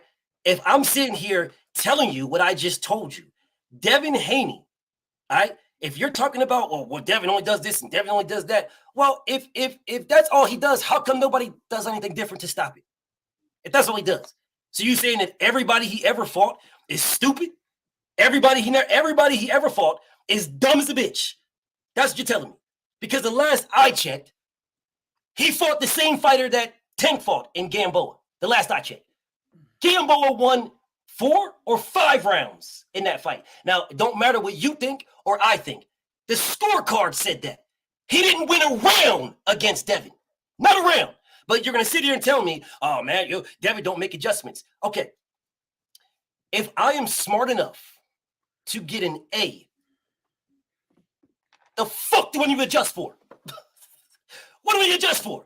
You're stupid enough to get a B, so you need to adjust to get an A. Yeah, I'm smart enough to get the A from the jump. Yeah, I'm smart enough to do that, to get it from the jump. I don't need to go back to the drawing board to, BF, you failed this one. You got a B, so go ahead and try to get an A. No, Devin gets an A from the jump. But you're telling me because someone needs to make adjustments because they're not smart enough to do it from the jump.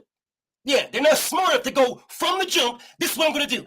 I'm going to make these adjustments. So my man talks about, oh, Devin didn't fight in different weight classes. He didn't fight in different. Bro, you do realize that Mario Barrios fought at 135. He was ranked in the IBF the exact same rankings that Tank Davis was. So you're telling me because Mario Barrios moved out of the weight class, he was in the exact same weight class, that somehow gives Tank more credit than you could have just fought the man when he was at 35, if that's the case. But you're trying to tell me ring IQ equals somebody moving in weight class. I have no idea how the fuck moving up in weight classes has anything to do with ring IQ, but whatever. Try and keep trying. Mario Barrios was in the same division, the same rank, 135, ranked in the IBF when Tank was. So it blows my mind that we're talking about that. And with Leo Santa Cruz, they don't look at this guy and say, oh, man, he beat the great Leo Santa Cruz. No, they say he cherry-picked a smaller guy. But you're telling me that right there is somehow his IQ because he can cherry-pick a smaller guy. Well, if that's the case, then I'm guessing there's a lot of cherry-picking ass niggas that we can say are the smartest motherfucker in the world. All you got to do is move. You know what? You are right. It is smart. So I'm guessing Tank should fight Monster and Nui next. Just move on down, bro. I'm pretty sure there's a Fam Ham Walla Walla Bam Bam from Thailand who's undefeated that we can show this man's great ring IQ and smartness if he moves the fuck down to 118 and fights that nigga. I'm pretty sure he's undefeated. I'm pretty sure of it. But according to my brother Knockout, that will make motherfucking Tank Davis one of the smartest niggas in the world. Yeah, you could say maybe business-wise, but we're talking about boxing. That's what we're talking about. Boxing, all right? And in boxing, the smartest thing that you can do, I will say again, is to hit and not get hit. That is the smartest thing you can do.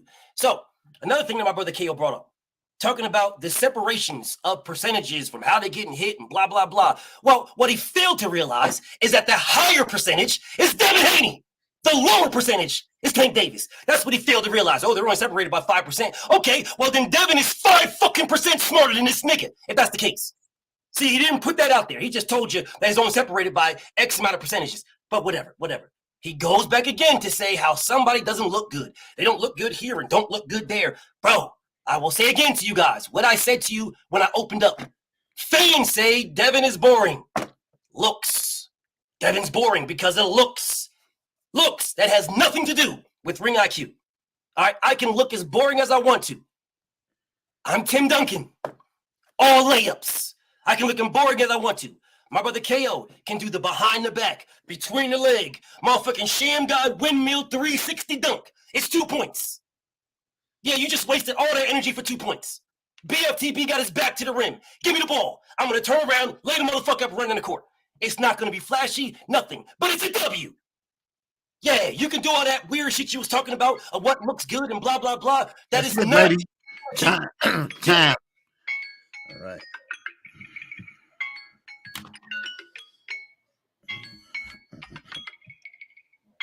Okay, stop. Okay. Okay. All right. Okay. All right, Cal. Okay, I'm gonna take this first one, and you can go ahead and start the next one. Okay. No, you gotta it's on me to do my rebuttal. Okay. Oh, okay. I'm sorry. All right, go ahead, Cal. Okay, go ahead, man. You got 5 minutes. KO, go ahead and shoot your rebuttal. All right. First of all, my good brother, focus on what I say. I don't give a damn about no fans saying Devin boring, none of that shit. I never said that. Second of all, I'll help you out a little bit. Devin doesn't have a higher percentage of getting hit than Tank Davis. He has a lower percentage. He has a lower percentage because he gets hit a little bit less. But your defense and not getting hit is not all that goes into ring IQ. Point number one. Another thing, adjustments do equal IQ because you have to have an IQ and the ability to make an adjustment when an adjustment is needed. Now, I don't know where we saying Terrence Crawford make an adjustment is switching and all that shit. I don't say that shit. So I don't know where that shit come from. That's some shit that I ain't even say. If Devin does the same shit over and over again, why ain't nobody stopped him was a question that BF asked me. Why ain't nobody stopped it? Because he do the same shit over and over again. Like KO say, why ain't nobody stopped it yet? Because he ain't fought nobody to stop it. Very simple answer, bro. He ain't fought nobody good enough yet, bro. He ain't fought nobody good enough to do nothing that he doing. And then he also said, Cap, Gamboa won 4 or 5 rounds against Tank. I invite all 413 people in the chat. Go look at the scorecards for Gamboa and Tank Davis. You will see them bitches wide as hell.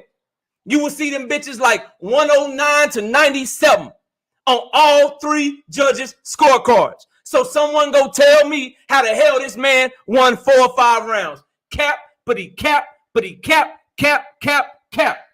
that shit out of here, bro. I'm not them, dog. I'm not them. Tank cherry-picked a smaller guy. How's that ring IQ? He cherry-picked a smaller guy. So now, 4-division champion who had beat every fighter that he ever been in the ring with. In Leo Santa Cruz. Now, Tank is so goddamn good. Leo Santa Cruz is a cherry pick now. He cherry picked a small ass guy. Leo Santa Cruz is taller than Tank. He has a longer reach than Tank. He looked bigger than Tank on the night of the fight. And he had beat every man that he ever been in the ring with leading up to Tank. He had 1 loss to Carl Frampton, came back and beat Carl Frampton ass. So now a 4-division champion is a cherry pick. If Leo Santa Cruz is a cherry pick, then every fucking body on Devin Haney's resume is a goddamn cherry pick. If we want to do that, if that's what we want to do. So miss me with that shit, bro. I'm not trying to hit that shit. Hit and not get hit means that you're the smartest. No, bro. Hit and not get hit means maybe you got better reflexes. Maybe you got better defense. But hitting and not getting hit alone does not mean that you have a higher ring IQ. If you got somebody that's on par with you, that's right there with you, whose defense is almost as good at hitting and not getting hit in Gervonta Tank Davis, but he can make an adjustment here to go ahead and throw this punch here to make sure he gets you out of there. And I saw my brother Treadwell in the chat. I saw him in the chat taking all these punches to the face. Taking all these punches to the face ain't ring IQ. Well, my good brother Ill Will, you can also check somebody's power by having defense, taking punches on the arm. They hit your arm. You know how hard they hit? Stop, bro. Y'all stop that shit. Tank Davis done made way more adjustments and showed a much higher ring IQ than Devin. It's not even close, bro. They'll fight the same way all the time. You even admitted it when you said if he fight the same way, Why ain't nobody stopping? So if you ain't showed as much, if you ain't did as much adjustments, how can we say that you got a higher ring IQ when basically you just more talented than everybody you fought, bro? It's very, very simple, bro. Tank Davis got the higher ring IQ. Tank Davis makes more adjustments than Devin Haney, like I said. And Tank Davis is the one that can see something in the ring. 1 minute. Go to his back foot or go to his front foot, go to the head or go to the body and make shit shake. Devin fights the same every single time. And y'all all know that every time he try to step outside himself, he look uncomfortable, bro. He didn't look comfortable trying to step outside himself and go for stoppages. He has to fight the same way over and over again in order to be successful, bro. Stop that shit, man. That's my time, bro. All right. Okay, now that's it. Okay. You back, Kyle? Yeah, I'm back. Okay. I'm gonna let you take the next one. Okay, I'll let you take it from here. Okay, but I'm gonna go ahead and go first. Okay, Go ahead. Okay, KO. You did a great job, man. Break it down, Gervonta Davis, and getting punched on the arms, right? And of course, you know how a person punches when they punch you on the arm. You see how hard they hit. So, of course, that's your defensive mechanism. So when you know that he's not wearing down, then you say, okay, he's not ready to go yet. But like BFT V said, you know, I like his analogy too. Okay, I like his analogy about if Tim Duncan, I like that. You know, if you're doing the razzle dazzle between your legs here and there, you know, and you dead, then you shoot it, dunk it, slam it, and when he just can lay it up, at the end of the day, it's still 2 points. You know, so I like that analogy. Now, of course, KO. I like what you said, Tank and Leo Santa Cruz and Mario Barrio, that he pretty much set them up, in which he does. He does set them up and bait them in. They call bait them in. He does bait them in. You know, that was a great analogy there, how he set up his opponents. That's a great, smart ring IQ. And of course, that's how he did Rolly Romero. Romero was getting pretty much feeling himself. Then next you know, here come the brick. All right, here come the brick hand, and then he got him out of there. Okay, but once again, Devin Haney does have a greater, better ring IQ than me. I think Devin Haney is the name of the game is hit and don't get hit. We always say that every day. All right, we know that's what boxing is. So BFTV, I think he had a greater analogy. Was having a great ring IQ. So, you know, I get this first round to BFTV, okay, for the reason I like the examples he gave. I like the examples that he gave with the percentages, okay, and you had made a good point about they only a few percentages apart, 5%, I believe, percentages apart. But Devin Haney has the best percentage. Then, of course, the analogies that he gave when Tim Duncan, all that. So I get that first round to BFTV. All right. Now, the right side. Go ahead. Yes, sir. Yes, sir. Man, the way I looked at it, it was an interesting round, man. BF, a hell of a round first, not just interesting, a hell of a round. Yes, BF came out, man, and you know, he brought up how Tank was known for testing opponent's power with his chin. He brought up the point that people think that, or people look at Devin as boring because he has such a ring IQ. It's the sweet science of hit and not get hit. And then also he brought up outside of Linares, and people are always going to talk about Linares. You know, he brought that point up, and also he went into Devin doesn't lose rounds because of his IQ. I will say one thing I didn't like from BF was he didn't utilize. I think he had about 4 minutes left on the clock. I would like for you to utilize that moving forward if you can, but you don't have to if you want to put your eggs in the rebuttal. I understand it. KO, he came out, and the other thing that BF said that was interesting to me, ring IQ is using the tools you have at any given point in the fight. I thought that was a really interesting way to define ring IQ. And the reason I brought that up is because it was that became kind of the debate. KO, he went the adjustment route, and he would, being able to make the better adjustments means that you probably have the better ring IQ. He brought up the point, one again, Tank he makes better adjustments and more adjustments. Man, he brought up. Let me see. He brought up the 5% difference in the amount that they're getting hit. Let's see. He brought up the adjustments he made against Rolly. He brought up the adjustments he made against Barrios. He also brought up how Devin has only been at one weight class, going between different weight classes. Tank has to make more adjustments, which gives him the higher ring IQ.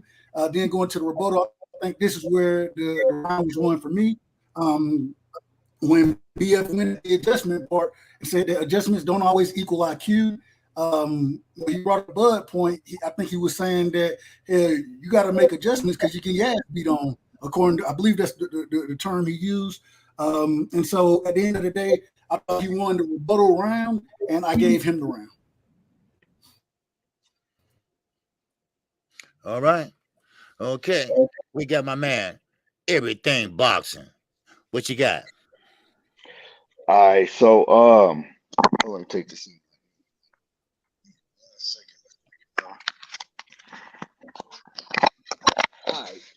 So the first round, BFTV, he came out the gate. He was like, I like when he said that basically it's smarter to hold somebody from getting hit. Then he came out and he said nobody, he made the point how nobody knew that Tank could box and had a ring IQ until he went and fought Isaac Cruz. And he also made the point how Tank get hit a lot over and over, and how they say that he does it to show that he can take a punch, and how stupid that is. Like, why would you do that? Then he came out and he says that that everybody talk about how Devin got caught one time with a big shot against Ramirez, but Tank always get caught with big shots. Like, that's his MO, and then he came out and he said, one knock that I did have against BF is that how he kept saying is people say this and people say that, but I don't believe that. I don't think he should give Tank Davis no credit when you are debating against him. So that was one knock, but he came out the gate on fire. And then knockout came back, and because I got the notes written down because I was writing notes. Knockout came back and he talked about how Tank Davis can catch you with anything, right? Any type of shot, and it shows you that by his knockout ratio. It shows you by his knockout ratio that he can make an adjustments and catch you with any type of different shot. How he came out and he says only 5% of separate Devin Haney and Tank Davis when you talk about how many times each fighter get hit. He also talked about how Tank made adjustments against Leo Santa Cruz, showing that he got a high ring IQ. He talked about how Tank made different adjustments in the Mario Barrio fight, showing that he has a high ring IQ. And then I like how he broke down, right, who he made these adjustments fighting, how he made the adjustments fighting, right, how he did it on the front foot, the back foot, how he did it with one hand in the fight, right, and he gave you the examples. So I like how Knockout did that, and then I like how he broke down the Kambosos fight, how basically, Devin, in one fight he used a jab, and another fight he did the same exact thing, he just switched it up. So, that was a hell of a round from both of them. And then in the rebuttal round, BFTV came out and out the gate, and he let you know, hey, Knockout told you they was only separated by 5%, but he didn't tell you that Devin Haney was, on top of that 5%. So I like that. I like how BFTV made the comparison that Devin Haney beat Gamboa and didn't even lose a round. When Tank lost several rounds, he said Tank lost 4 or 5 rounds, right? So I like that.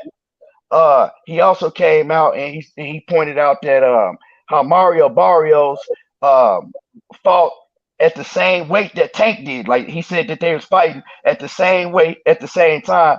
But I had to knock BFTV on that because they wasn't at 135 at the same time. Actually, Tank was at 130 at that time. But you know what I'm saying? One thing about KO, he didn't mention that. So, another one that BF pointed Oh, I already said that one. So, like I said, they both came with it, and then a knockout rebuttal round. Hold on. Um, let me see.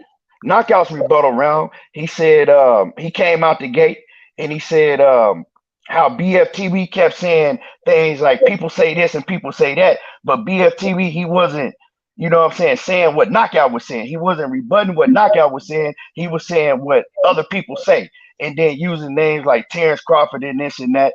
So I thought that was, I thought Knockout caught him on that, like saying, okay, well, you got to rebut what I say, not what people say. And then how he said how all the different adjustments that Tank Davis makes in the ring against the different opponents again. And he rebutted how BFTV said that Gamboa won 4 or 5 rounds, but if you go to the scorecards, that wasn't true. So with that round, I had to give it to Knockout, just on the simple facts is that he rebutted the things that BFTV said that wasn't true, like how he said Gamboa won 4 or 5 rounds and different things like that. And I like how Knockout gave examples of all of the people that Tank Davis made the adjustments with and how he made the adjustments. So I gave that round to Knockout because of those facts. But yeah, they both came with it. All right. Okay, that's it. Okay, what we got? You on mute. You on mute, Knockout. I said my bad. I said let me catch these super chats real quick, and then Kyle, you got to catch the question that you like in the chat, and then we're gonna cook on that one. And I'll go first this round. We got whatchamacallit with the $3 super sticker. Appreciate you, bro. We got Big Dog Willie hashtag Con the Goat with the $5 in super chat. Says Ali considered the best ring IQ of all time. Rope-a-dope against George Foreman. That's adjustments and ring IQ. All right. What question we going with, Kyle?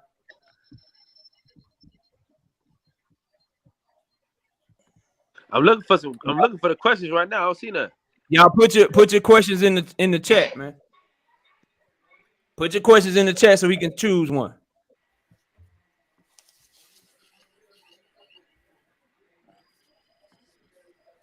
I'm gonna go with who was the biggest boogeyman, Devin or Tank?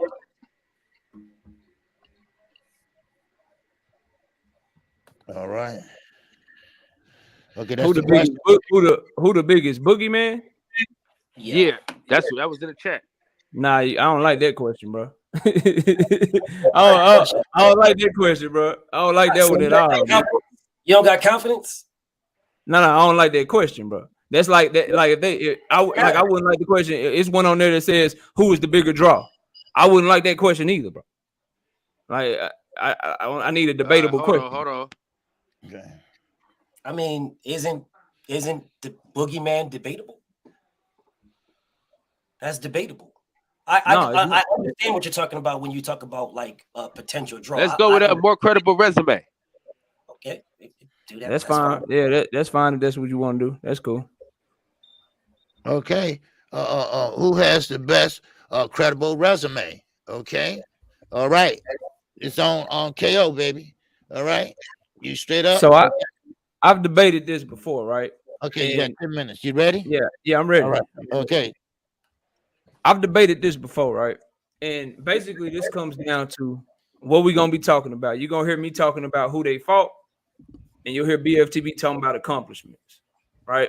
And so this is gonna come down to, do you like accomplishments or do you like who they actually fought? Now, what people do is, depending upon who the fighter is, when there's somebody they want to shit on, accomplishments don't mean nothing, right?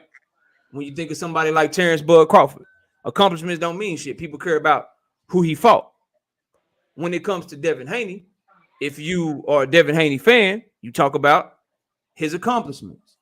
The fact of the matter is, if you look at Gervonta Tank Davis and you look at Devin Haney, Gervonta Tank Davis has fought fighters that are, and he's fought more of them that are on the top level than Devin Haney has. He fought Uriokas Gamboa when Uriokas Gamboa was younger. By the time that Devin Haney fought Uriokas Gamboa had just got his ass put down multiple times and knocked the fuck out by Tank. Devin Haney fought Jorge Linares. Okay? Jorge Linares, by the time Devin Haney fought him, had been knocked out like 3 or 4 goddamn times. Tank Davis fought Leo Santa Cruz, who had never been knocked out, and who was a 4-division champion, just like Jorge Linares, and was 3 to 4 years younger when Tank fought him. And he was a champion at the time that Tank fought him. He was bringing a championship belt to the table, considered to be one of the top fighters in his division. Jorge Linares was not that when Devin Haney fought him. Then you got Isaac Pitbull Cruz, who by many, I've heard BF say, and he'll have a chance to tell me I'm lying, I've heard him call Isaac Pitbull Cruz a top 5 lightweight right now. Tank Davis fought that guy with one fucking hand, bro. One hand. So when you look at who they actually fought, Tank Davis has fought more opponents and better opponents. I ain't even brought up Jose Pedraza, or I ain't even brought up Mario Barrios. You got Devin Haney fighting JoJo Diaz, who was a featherweight coming up 2 weight classes. The same type of come-up move that people like BFTB criticize Terrence Crawford for when they talk about Terrence Crawford fighting Yuriorkis Gamboa. But now somehow, I want you guys to pay attention. Somehow JoJo Diaz is going to be considered a good opponent for Devin Haney all of a sudden. Just watch. Just watch what happens. Now JoJo Diaz is a good fighter, and he's a great opponent for Devin the Dream Haney. When in reality, he was a fighter coming up 2 weight classes who had no knockout power at featherweight, had a 40-something% knockout rate at featherweight, moved up 2 weight classes to fight Devin Haney, had a 5.5-inch arm reach disadvantage, and was 5 inches shorter than him with no power. But somehow, that's a good win. If you go through their resumes and you look at who they actually fought, you put them side by side. For Devin Haney, his top opponents, you'll go Kambosos, you'll throw Linares in there, you'll throw Gamboa in there, and shit, you'll throw JoJo Diaz in there. For Tank Davis, you go to his top opponents, you'll go Leo Santa Cruz, Isaac Pitbull Cruz, you'll go Jose Pedraza, you'll go Yuriorkis Gamboa when he was younger. He's on Devin Haney's resume too, when he was older and got his ass knocked out. So it's clear that Tank Davis has fought a better level of competition. Devin Haney has the accolades. It's all he got. In terms of who he actually fought, what we should be looking at and what matters is clearly Gervonta Tank Davis, who's fought better competition because the guys that he was fighting, much more of them were in their prime. Jorge Linares got washed a fight after Devin Haney. He got knocked out by Abdullah, who Devin Haney had already beat. This guy got knocked out 4-5 times in his career. About 3 or 4 times by the time Devin Haney fought him, bro. So is that a better win than Leo Santa Cruz? I say no. I ain't even mentioned Mario Barrios for Tank. Mario Barrios is better than the second-tier opponents we talk about with Devin Haney. The goddamn Abdullahs and the Santiagos and shit that he fought.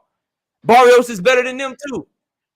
Kambosos, if you want to big up Kambosos, oh, he beat the man who beat the man. Oh, he beat the man who beat the man. But we don't want to talk about how he fought to a split decision against Mickey Bay, who was 36 years old, coming off a long-ass layoff. We don't want to talk about how he had a split decision against Lee Selby in a draw. I mean, against Lee Selby, who was also out of his prime. Not a draw. He beat Lee Selby by split decision. So a guy with split decision after split decision was fighting Teofimo Lopez, whose daddy is a garbage-ass trainer. Teofimo Lopez, who we all know is a goddamn clown and was feeling himself. The same Teofimo Lopez that I listened to BF shit on over and over again when he wanted Devin Haney to get the fight. Now we're going to show Teofimo Lopez respect to big up George Kambosos so we can make Devin Haney look good. Not trying to hear that shit, bro. They actually fought. And the actual fighters and their accomplishments and when they fought them. Tank Davis has fought better competition than Devin the Dream Haney. You can't tell me that George Kambosos is a better fighter than Isaac Pitbull Cruz. If that fight came out today, Isaac Pitbull Cruz and George Kambosos, at worst, people would call it a 50-50 fight. So miss me with he undisputed, so his resume better. No, bro. All that's better is his accolades. Tank Davis has fought the better competition. So when it comes to the judging, when it comes to the chat, you got to ask yourself a simple question. Do you care about who they fought or do you care about their accomplishments? And a lot of y'all, 2 of y'all up here in particular judging, are huge Devin Haney fans, but you also rock with Errol Spence. You also tell me that Terrence Bud Crawford ain't fought nobody. You don't talk about his accomplishments and his accolades. You say he ain't fought nobody. So let's not act like accolades mean everything now when it comes to Devin the Dream Haney. Let's talk about who they actually fight. What's actually on the resume. What they actually did, bro. And Gervonta Tank Davis has fought better levels of competition than Devin Haney. You put them all side by side, you got to edge that shit to Tank Davis, bro. That's my round. All right. Hey, Kyle, man, you got to put your mic on mute, man. You over there having retarded outbursts and shit. Nah, man, I'm at the barbershop, man, waiting on my brother, man. I'm listening. Put your mic, put your mic on mute, dog. All right. Okay, you ready, BF?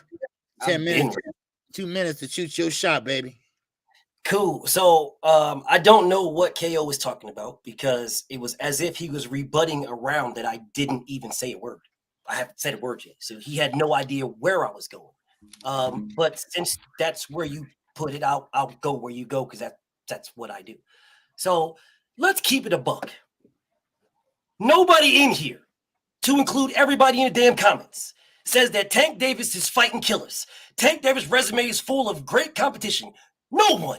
Don't give me that bullshit when the best name on your resume is Pedraza. And then you say, oh, no, it ain't Pedraza. It's Leo Santa Cruz. Okay, a dude that you went down in weight to fight, which is what I said in the first fucking round.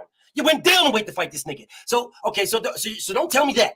All right, so then you say, oh, well, it ain't Leo Santa Cruz. It's Gamboa. Okay, then you said he was older. Yeah, well, he fought him before he fought Devin in the fight right before.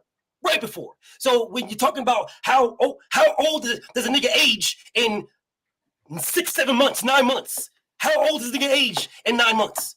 Okay, you fought the man right before Devin. It wasn't like you fought Devin, then 5 years later, Gamboa fought him. No, I mean, it wasn't like Tank fought Gamboa in 5 years. No, they fought right after each other. I don't know what you're talking about with all this age and all this other stuff. Okay, so then you go on and talk about Pitbull Cruz.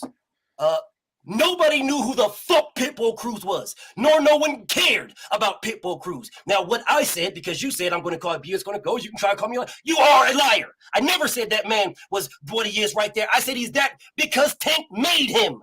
That's what I said. Tank made him that. He made him. Nobody knew who the fuck this dude was at all. Tank made that man that. Right now, Pitbull Cruz is looked at as the goods because he went the distance with Tank Davis. That's why he's looked at that. Before this fight, nobody was doing that. As a matter of fact, before that, they were saying, oh, here's Tank yet again, fight another fucking Julio Chavez, Ramirez, Rodriguez, Honolulu, Hamadudo, Pudafito, Caminires, Hominomes. That's what they were saying. I don't know what the fuck you talking about how this nigga just became special. Tank made that nigga. So we can get off of that. Now, I'll go back to what I was saying since you was trying to rebut something that I didn't even say. What I was going to say is the reason why Devin doesn't have a Lomachenko, the reason why he doesn't have a motherfucking Richard Comey, an Adrian Broner, the list goes on, a Teofimo Lopez, and the list goes on and on, is because they ducked him. So when the man says, oh, you guys are on here or Errol Spence, Errol Spence fans, and y'all took blah, blah, blah, blah, blah, well, who the fuck is ducking right now?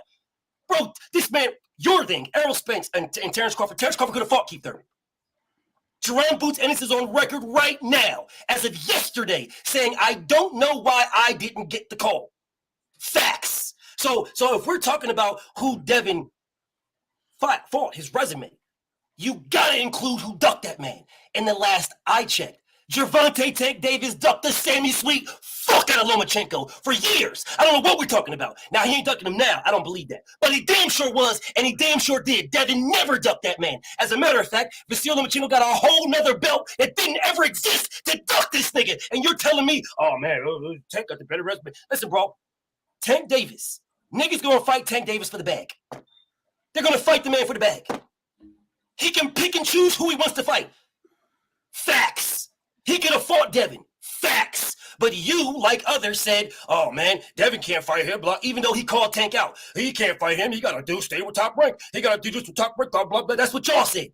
Yeah, capping for this man, Tank. Devin was calling this man out. He could have fought him then. Oh, by the way, didn't Tank say he's not signed with them no more? So it was his choice. He's the A side. Devin conceded the A side. So if we're talking about whose resume is whatever, Gervonta Tank Davis could have put Devin on his resume, but he ducked that man. So here we are again talking about, oh, who did he fight? Who did he fought? This guy, he fought this guy.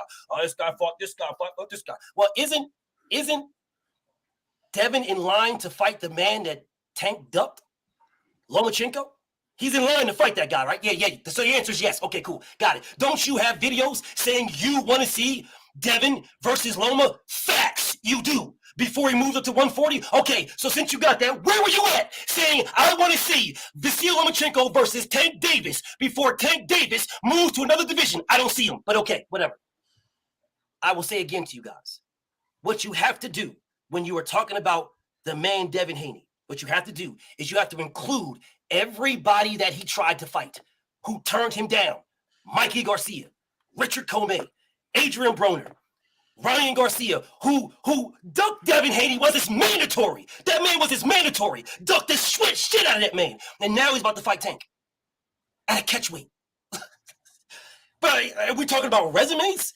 Really? We're not gonna mention all the niggas that ducked Devin, everybody that don't want no smoke with this man. This man's undisputed and can't get a fight still. Niggas still don't want to fight him, and he can't get a fight. Bro, for you guys running around, for my brother KO, talking about who Tank fought. He fought bums. That's what people call them. They call them bums. The one fighter that they fought at the same time, I say it again, Devin embarrassed this man. I will correct myself. He didn't win 4 or 5. He won 3 rounds. He won 3 rounds. Well, he lost all rounds against Devin, all of them. So when we're talking about who's better resume, he washed that man. The man skunk, 12-0 skunk. He won rounds. I don't give a fuck if it's 1, 2, 3, 4, 5. I don't care. He won rounds against Tank. He didn't win none against Devin. Skunk. So when we're talking about whose resume is better, Tank Davis is the money man, A-side, all this other shit. He could have everybody on his resume. The man is choosing for his resume not to be better, while Devin is choosing for his resume to be better. Devin is chasing these motherfuckers. He's trying to fight them. Tank is picking Julio, Cuellar, Fonseca, Fonsora, Ramirez, Guadagnino, Tudoquito, Gonzalez, Ramirez on pay-per-view, while Devin is fighting Bozo. And yes, he is the man that beat the man. I don't give a fuck if I like the nigga or not. Do I think he's trash? Trash. But he's still the man. And he still beat Teofimo Lopez. So you can say whatever you want about anything. People won't say, oh, Shannon Briggs ain't good. Shannon Briggs. Well, Shannon Briggs was the man that beat the man. Facts. And the reason why Lennox Lewis became the man is because he beat Shannon Briggs. So when you guys run around here talking about, oh, man, Bozo and blah, blah, blah. Yeah, and I will say Bozo ain't shit, but he was still the man that beat the man. So if you're talking about a resume, Devin beat the man. That beat the man. That beat the man that Tank ducked. Time. All right. Okay, we'll end it with that one.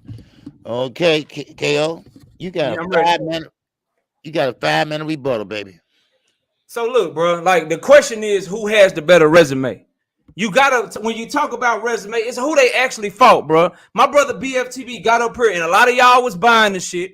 I hope the judges was paying attention. He didn't talk about who Devin actually fought. He talked about who Devin tried to fight. Last I checked, if you go apply for a goddamn job and you do an interview and you don't get the job, you don't put the goddamn job on your resume, bro. Straight up and down. I don't give a damn who he tried to fight. I don't care about Ryan Garcia ducking him. He ain't on his resume. If the question was, are people ducking Devin Haney, then you would have a point. But you set up here your whole goddamn time and you talked about the people he tried to fight. When Devin Haney tried to fight Loma, but Loma ducked him. Is he on his resume? Fuck no, he not. So you can't count that shit, bro. You can't count. That's like saying all of a sudden Terrence Crawford is on fucking Earl Spence's resume all of a sudden. Just because Terrence Crawford ducked Earl Spence, we don't get to put Terrence Crawford on Earl Spence's resume, so you can't sit up here and do that shit for Devin, bro. Miss me with that shit, dog. And some of y'all here, oh, he cooking. That's facts. Man, that ain't facts, bro. We talking about their resume. Who has the better resume? BF set up here the whole goddamn time and talked about the people Devin tried to fight. KO, you was making videos saying that you wanted Devin to fight Loma before he move up. Well, all you got to do is go back a little further when the Tank Davis versus Mario Barrios fight was announced. I said I wanted him to fight Loma. So, yeah, I got videos saying that I want Tank Davis to fight Loma way before he ever fought Barrios. Way, way, way back then. Just go check the receipts. Facts. Did make videos about that. Everybody that follow the channel know that shit, bro. He said people fight Tank for the bag. He can fight who he want.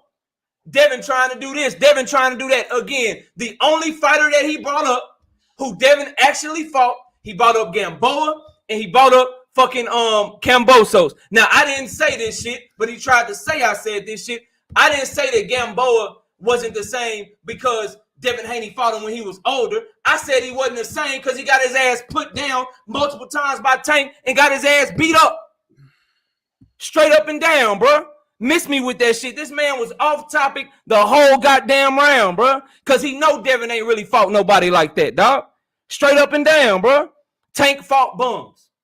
That's what Tank fought bums. People say Tank fought bums. If Tank fought bums, how come you went up here and talked about everybody, what your actions did? They showed that you really don't believe that shit. Because if he fought bums, you'd have been talking a lot more about who Devin Haney actually fought instead of trying to tell me who he tried to fight. You talked about Lomachenko, Ryan Garcia, and Tank Davis, which he didn't duck Devin Haney. Somebody please put that shit in the motherfucking third round question. Please. Please, please, please make that the third round question, bro. But anyway, I digress. You talk more about Tank, Loma, motherfucking Lomachenko, people that Devin never even fought. Talking about who he trying to fight. Last I checked, your resume is the shit that you actually did. The people that you actually fought, not who you tried to fight, bro. Straight up and down, dog. I'm not trying to hear that shit, dog. You didn't bring up nobody or nothing to move me in any way. And you brought up Kambosos because you know Kambosos trash. You know he ain't no huge win. That man had never defended his belt in his life, bro. And Devin went out there and did what he was supposed to do with him. Congrats to him. But if your best win is Kambosos, and you got to bring to me a Jorge Linares that got knocked out multiple times, and you got to bring to me a motherfucking Yuriorkis Gamboa that already got knocked out by Tank, and you got to bring to me a featherweight and JoJo Diaz, and I bring you an undefeated Jose Pedraza at the time who was world champion. I bring you an undefeated Mario Barrios at the time who was much bigger and at a higher weight class than Tank. I bring you a Yuriorkis Gamboa that was younger. And that 1 minute. When he fought him. I bring you a motherfucking Isak Pitbull Cruz. And yeah, you did say that. You did say that, bro. I said Tank Davis made him into that. I said Tank Davis made him into a top 5. Well, goddamn it, you still called him a top 5 lightweight. Not trying to hear that, bro. So this man got up here, talked about all the people that Devin tried to fight, and didn't bring up anybody that he actually fought because he knows that when it comes to who he actually fought, it pales in comparison to who Tank Davis fought when you put those names together. And in this rebuttal, just one more time, Leo Santa Cruz on top of all the names that I just meant. Straight up and down, bro. Tank Davis has fought better opposition. He has the better names on his resume, and he is the person with the better resume. That's my time. All right. Okay. Okay. Go ahead. You got 5 minutes, baby. Glad you did that again. The reason why BF came out the way BF came out is because you were rebuttaling something that I hadn't even said yet.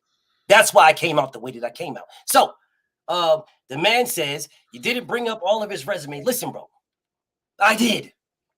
I didn't talk about Abdullah, who was number 1.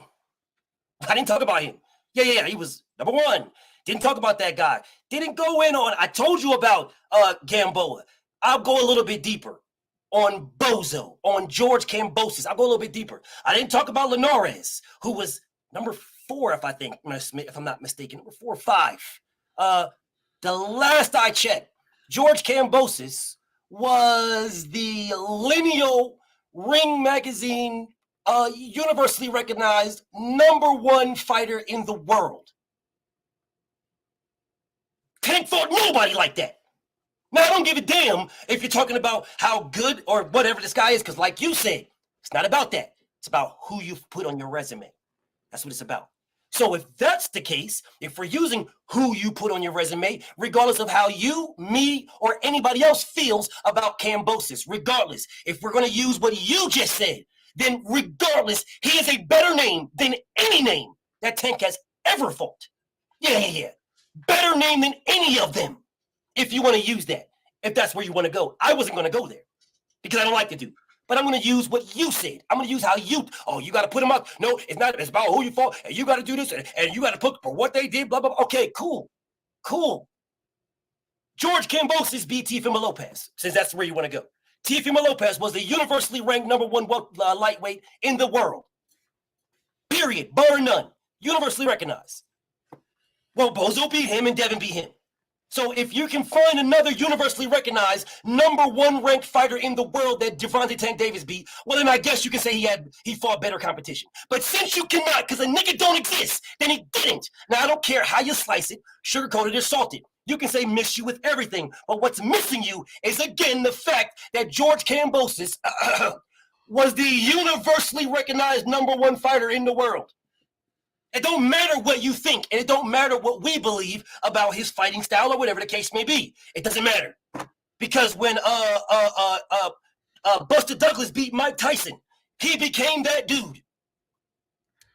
People ain't sitting around here right now like, man, Buster Douglas, greatest fighter in the world. Ain't nobody doing that. They still look at Mike Tyson. But Buster Douglas beat that man. Buster Douglas put him on his resume. Those are facts. So when you say, oh, man, you're trying to put interviews and you're trying to put guys on people's resume and blah, blah, blah, and yada, yada, yada. If you go to an interview and yada, yada, yada, well, there's a thing called overqualified when you go to interviews. There's a thing called overqualified. I know because I do them all the time. There's a thing called overqualified. Well, every interview that Devin went, he was overqualified. So these niggas didn't want no smoke with him, period, to include Tank. No smoke wanted. All of them. No smoke. So that would tell me if Devin, going for the interview that you so gracefully put out, is overqualified for everybody and none of these niggas want to fight him, that would tell me he's better than all of them, and they know it. That's why they won't want to fight him. That's why they don't have their names on his resume, because they believe it's a foregone conclusion. So I'm not going to fight this man. I'll go fight somebody else. I'll fight somebody else like Tank and get knocked out.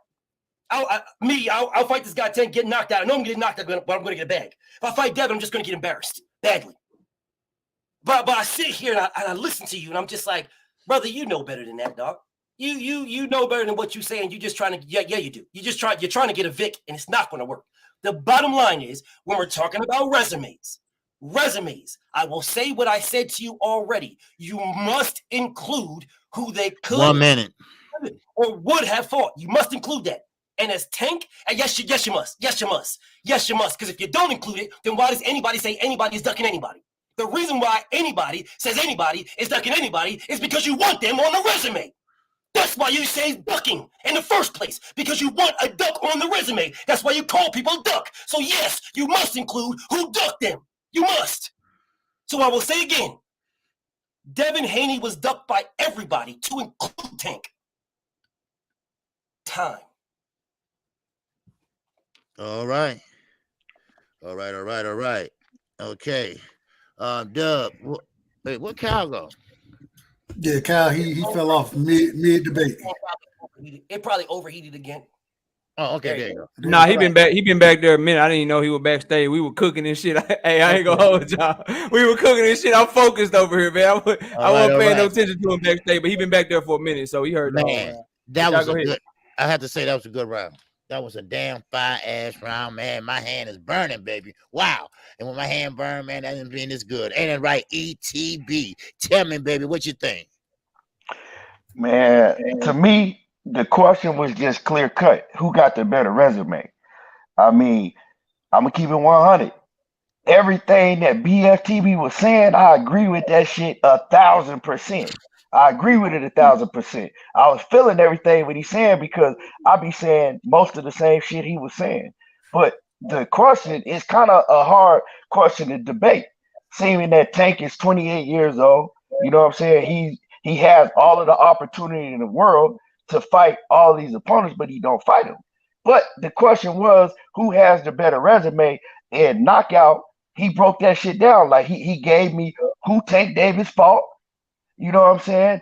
And he gave me all the opponents who Tank Davis fought and why they were better.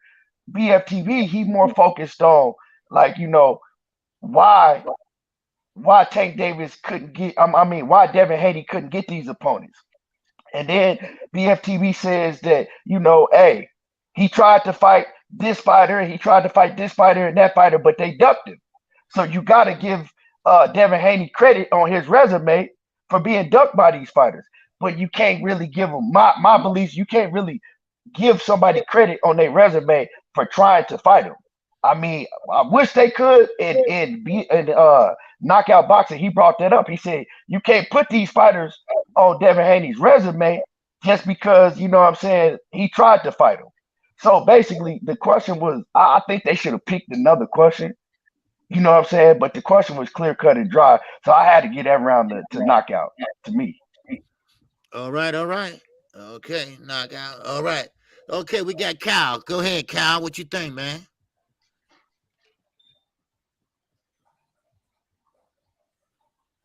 Kyle, you on mute, bro.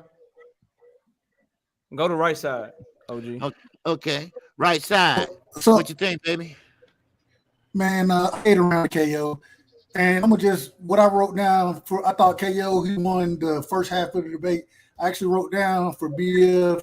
I thought he was off topic. And when he said that you got to include anybody who ducked Devin in his resume, although I wish I could, I can't do that. If y'all ain't got in the ring with each other, I can't include you on that resume. I agree with a lot of things he said, but couldn't do that. Also, for Kambosos to be one of the highest fighters or the higher level fighters on Devin's resume, I didn't like the fact that you called trash, that you were debating on the side of Devin. I thought that the rebuttal round was a push. I did like that you came in the rebuttal round, BF, and did talk about Abdullah, talked about Kambosos' millennial ring, and Linares as well. But I think you only did it because Knockout more or less pushed his rebuttal because he said, man, this man talked about it. He said, who they actually fought. That's what I wrote down for Knockout.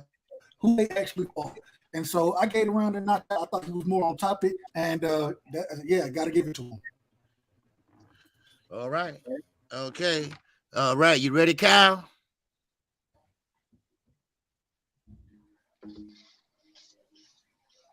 You on mute, Kyle. Okay, Kyle. Hey, he out, bro.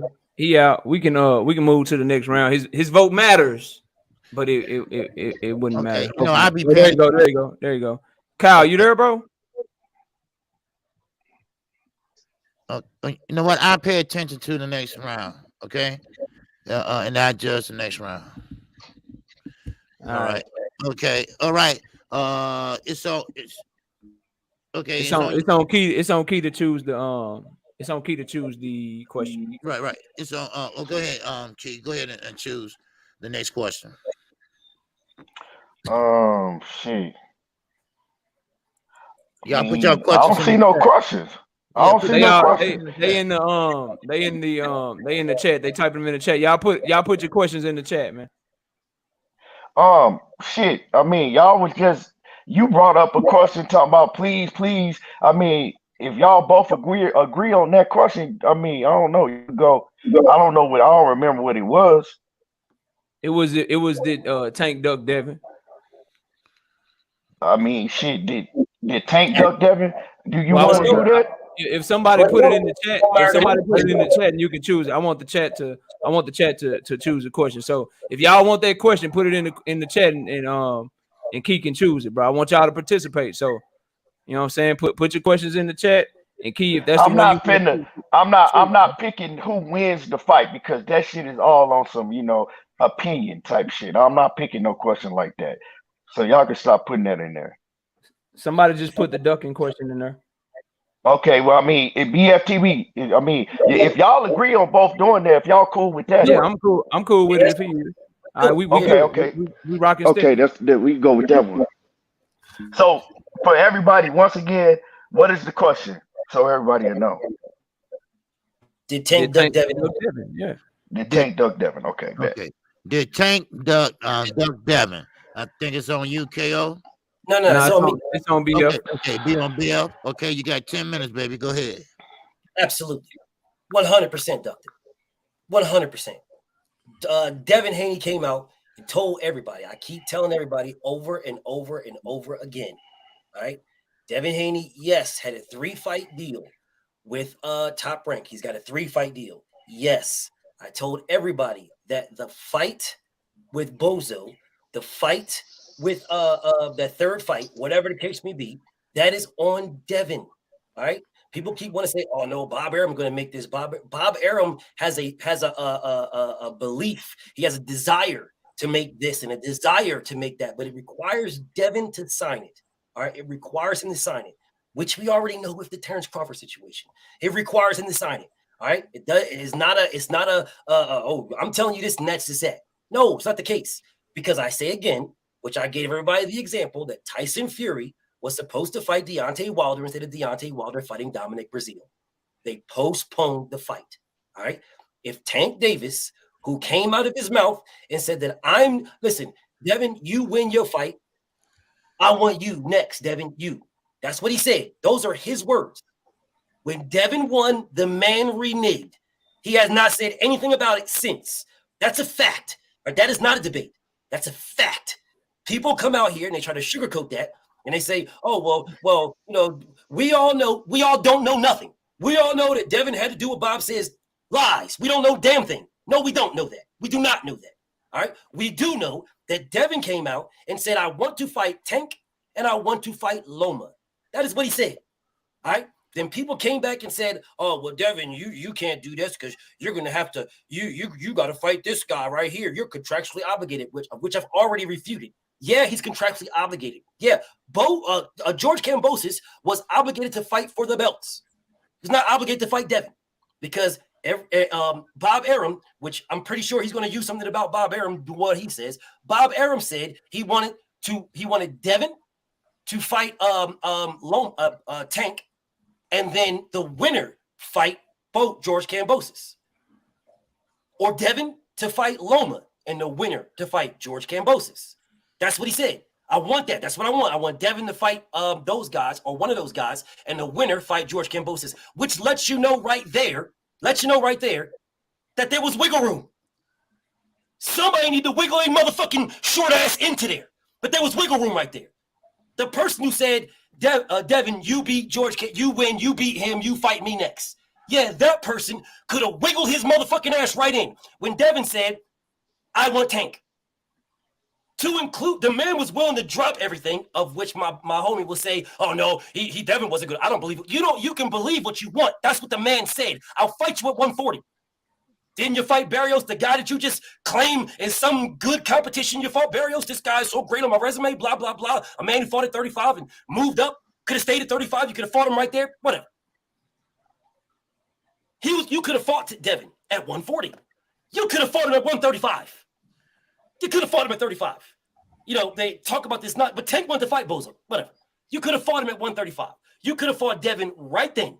Next, when you were saying out of your mouth, you want to smoke. That'd be like KO saying, "Hey, BF, debate me on Thursday. I want to smoke," and then not showing up. And then I'm sitting in his live stream and he ain't showing up. Yeah, you ducked the shit out. He ducked the shit out of him. Everybody in here would say if KO said, "BFTB, let's debate on Thursday," and then I said, "Fine, I'm here. Let's do it."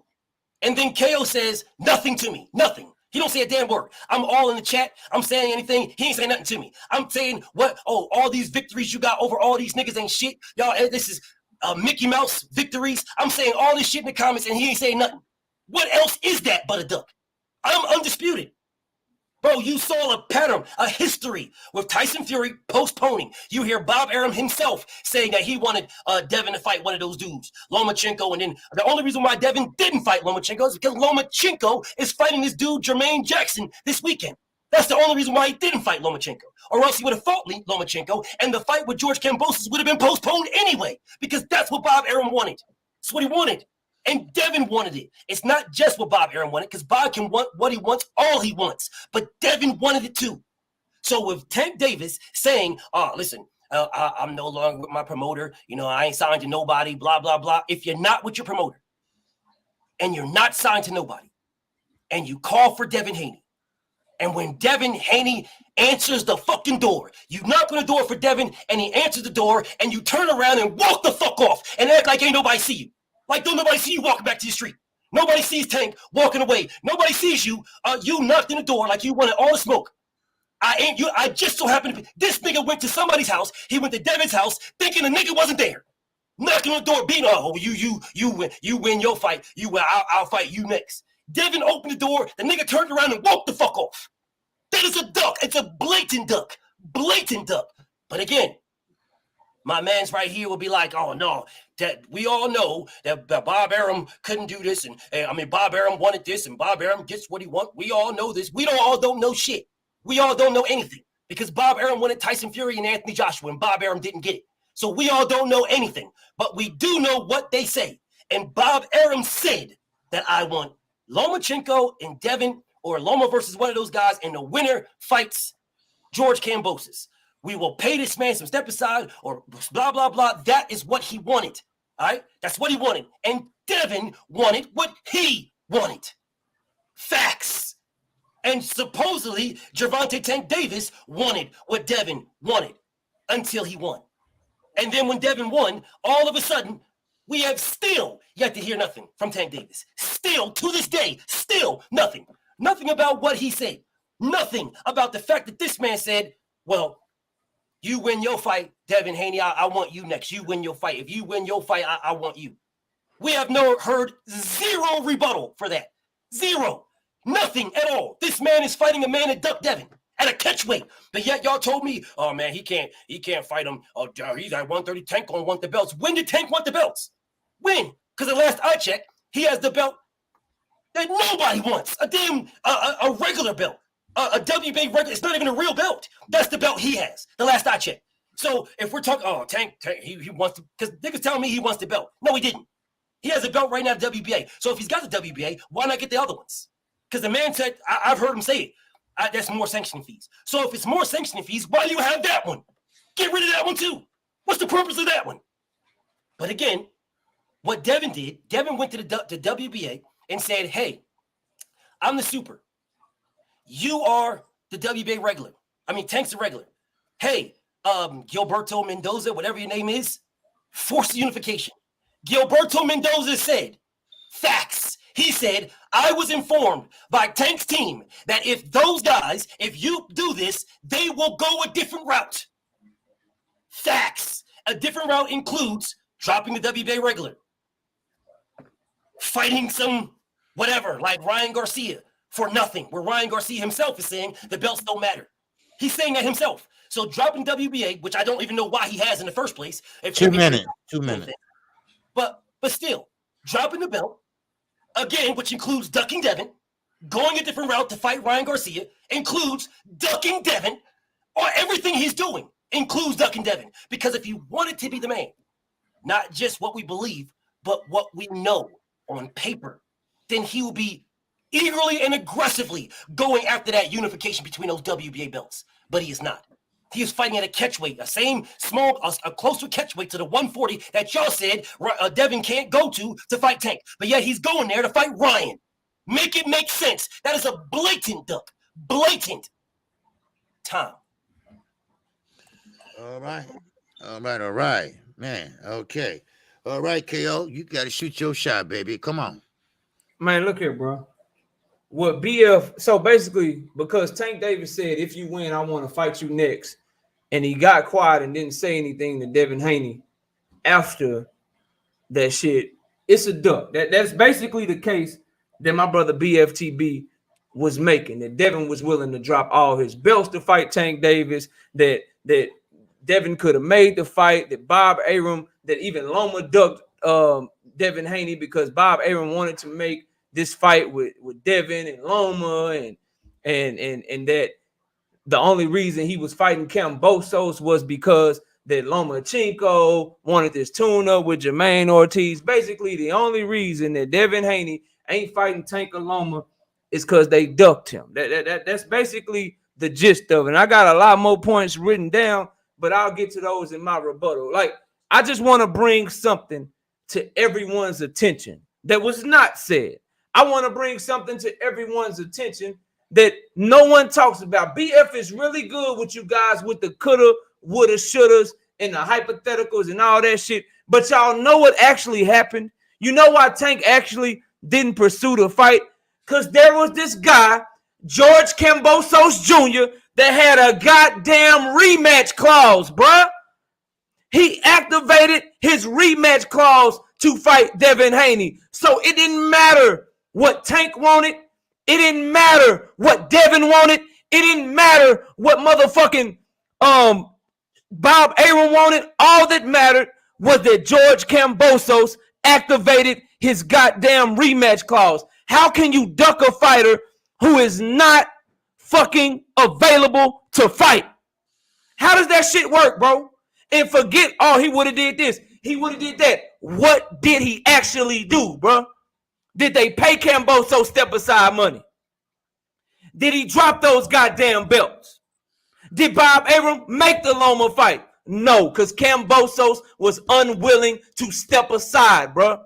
And so damn the couldas, damn the wouldas, damn the shouldas. How can you duck a fighter who's contractually obligated to fight someone else? How is that possible?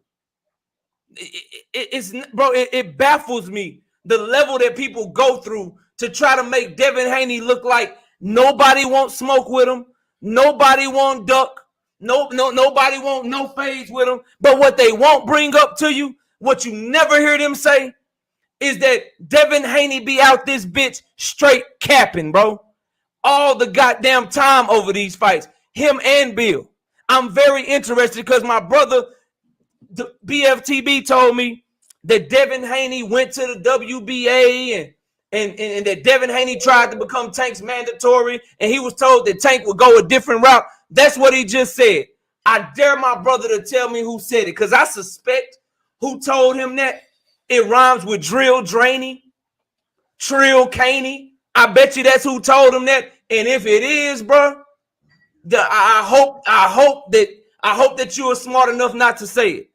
Because if it is, I'm cooking that shit in my rebuttal. So let us know where you got that from, because you are the only person with that information. The only one. You can't find that shit on Boxing Scene. You can't find that shit on motherfucking Boxing 24. You can't see nobody reporting on it. And BFTB ain't no liar. I'm just saying he might have been lied to from somebody in Haney camp to make Haney look good.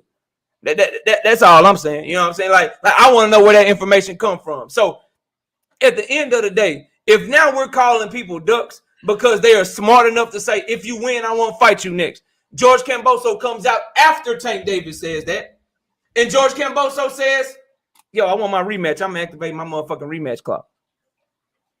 I'm activating my motherfucking rematch clause. That's what I'm doing. That's what I'm doing. I don't know what y'all doing. I'm trying to get this bag. Because you ain't going to send nobody to the hospital. I'm trying to get this bag. And Tank Davis is like, oh, shit, you got it. All right, cool. Well, what the fuck? Why would I keep calling you out? Why would I keep saying I want to fight you if I know what your next fight is? And you can say all you want to that he would have dropped belts. You can say all you want to that he would have fought Tank or that he was willing to do this. He was willing to do that. But when push came to shove, he didn't do none of it. When push come to shove, all he did was fight his contractually obligated shit. And now he's obligated to Top Rank yet again. So it wasn't because Tank Davis ducked him that he fought Kambosos the second time. It wasn't because Lomachenko ducked him that he fought Kambosos the second time. It was because he had a rematch, bro. He had to fight George Kambosos Jr. It's the same shit that made Tyson Fury have to fight Deontay Wilder a third time. Tyson Fury was trying to run off the third time, and guess what happened? He couldn't run off because arbitration said, nah, his rematch clause is good. You got to fight that man. So regardless of what Devin say, regardless of what Bill say, regardless of what BF say, Devin Haney did what he had to do because he didn't want to fight George Kambosos. That's what y'all tell me. He didn't want to fight him. If he didn't want to fight him, why did he fight him? Because he had to, bro. Not because of these fairy tales where people is ducking them and Didn't nobody want smoke. Devin Haney is the only person that a rematch clause don't matter to, I guess. I guess that's what we doing. He the only one that a rematch clause don't matter to. And then he said some shit that's just asinine, straight cap, and we just going at this point. He said that Kambosos was obligated to fight the belts, to fight for the belts, and not fight Devin, so Devin could have dropped him. If Devin dropped all the belts, you're telling me that he had it in the contract where the WBC, the WBO, the IBF, and the WBA all agreed to let Kambosos fight for all the belts at the same time? Cap. Stop, bro. Stop. No one's putting that in the contract. You can't be obligated to fight for all the belts by 4 different sanctioning bodies, bro. They not doing that shit. He was obligated to get his shot at Haney, bro. Not all 4 of the belts. They can't even put that shit in the contract, dog. They can't. Bob Arum and them can't write up a contract and say, and Lou DiBella can't write up a motherfucking contract and say, hey, man, look, we gonna give you a rematch clause, but your rematch clause is for the WBC, WBO, IBF, and WBA, not Devin Haney. Devin Haney can really do what he want to do. Fuck out of here with that shit, bro. What are we talking about, dog? And he talked about Fury postponing because he's went to this point on me before. He talked about Fury postponing the second fight with Wilder. That's what he talked about. What he left out is that when Fury postponed that shit, he went and signed to a brand new promoter. And he was advised by Top Rank to get out of that shit. Devin Haney didn't do that. When Tyson Fury had his first fight with Wilder, I think he was under Queensberry. Somebody correct me if I'm wrong, but he was with somebody else. Then after the first fight, he went and signed the Top Rank. He broke the contract. He did some shit that he shouldn't have done. He breached the fucking contract. So at the end of the day, Devin Haney had to be willing to breach his contract with George Kambosos for the goddamn Devin Haney, for the Tank Davis fight to even be realistic, bro. And he wasn't willing to breach his contract. That's why he fought motherfucking George Kambosos. We keep talking about he would have did this or he would have did that. Again, let's talk about what he actually did. You did this shit in the second round, bro. You did this shit in the second round. Well, he would have had Loma on his resume. He would have had this person on his resume. He would have had that person on his resume. He would have fought Tank. Shit, he was going to drop all the belts to fight Tank. Shit, he was going to fight Tank at 135. Shit, if Loma didn't want to do this, then Loma, you know what I'm saying, he would have fought Loma. But Loma wanted to fight Jamaine Ortiz, leaving out the facts that George Kambosos raised his motherfucking hand up and said, yeah, I want my shot. You signed up to give me my shot. I want that hoe. That can't be a duck. I can't duck you, BF. You brought up the goddamn Thursday shit. If I say I want to debate you on Thursday and then you come back and I ain't nowhere to be found, then yeah, that's a duck. Yeah. But if I want to debate you on Thursday and you already got some shit scheduled for Thursday, and so I just be quiet because you already debating somebody else on Thursday, then I'm not ducking you. You already busy, my guy. You already busy, bro. You cannot duck somebody that's obligated to somebody else, bro. I don't even know what we're talking about. That's my time. All right. Okay. You got 5 minutes, BF, for your rebuttal, baby. All right, well, let's get to it. So my man says keeping quiet is not being a duck. No, it's not. Keeping quiet is not being a duck. What is a duck is not keeping quiet and saying, I want to fight you if you win, and then not doing it. That's what is a duck. So keeping quiet is not a duck. Being your own boss, saying that, no, I'm not signing nobody. I got no boss. If you win, fight me next. Yeah, and then when he does win, you don't fight him next. That's a duck. Keeping quiet is not. You can sit there all day long and say nothing. That's not a duck at all. You brought up what happened in the second round to this one and say, well, what did you see? You're doing it again. That's what did in the second round. What did he do? Well, the second round was about who's on their resume. My point was who could have been on their resume. That was my point. This round is about who ducked. All right? Who ducked? Gervonta Tank Davis ducked. He said, I'll fight you if you win. Devin won. He didn't. That's a duck. He had no reason to not fight Devin. That is a duck. Okay, let's keep it going. You talk about Fury's rematch. Oh, Fury's rematch. I got to rebut this because of Fury's rematch. And then you say, what you said is, it's the funniest shit in the world. The reason why Fury postponed, no shit, he postponed. You said the reason why he postponed. Okay, you give me all these hypotheticals and soliloquies, and he had to be willing to breach. Devin said, I will go to 140. He was willing to breach. You brought up the fact, Fury, he postponed. The reason why Fury postponed, the reason why, okay, you proved my point. You proved my point. You said the reason why he postponed, meaning that he postponed. He did not fight Deontay Wilder immediately after when he was supposed to. He did not. He postponed, which is what Devin was going to do. Postpone. You go on here and say, talking about the third fight. Oh, we take him. He had to take him to court and blah blah blah and blah because he breached the contract. Yeah, because he postponed again. You keep missing the fact that he fought somebody in between that fight. He postponed again. Not only did he postpone once, twice, he postponed 3 times, and then said, "I ain't fighting him." And the same Bob Arum that you be saying, "Oh, he got to do what his contract says he's going to do." The same Bob Arum said, "Deontay Wilder's contract expired." Facts. We don't owe Wilder nothing. We're fighting Anthony Joshua. Facts. That is what Bob Arum said with a signed contract. So Deontay had to take the man to court, which tells you that it could be done. It could be done. Facts, it could be done. And Deontay Wilder, Devin Haney was telling you, I'm willing to do it.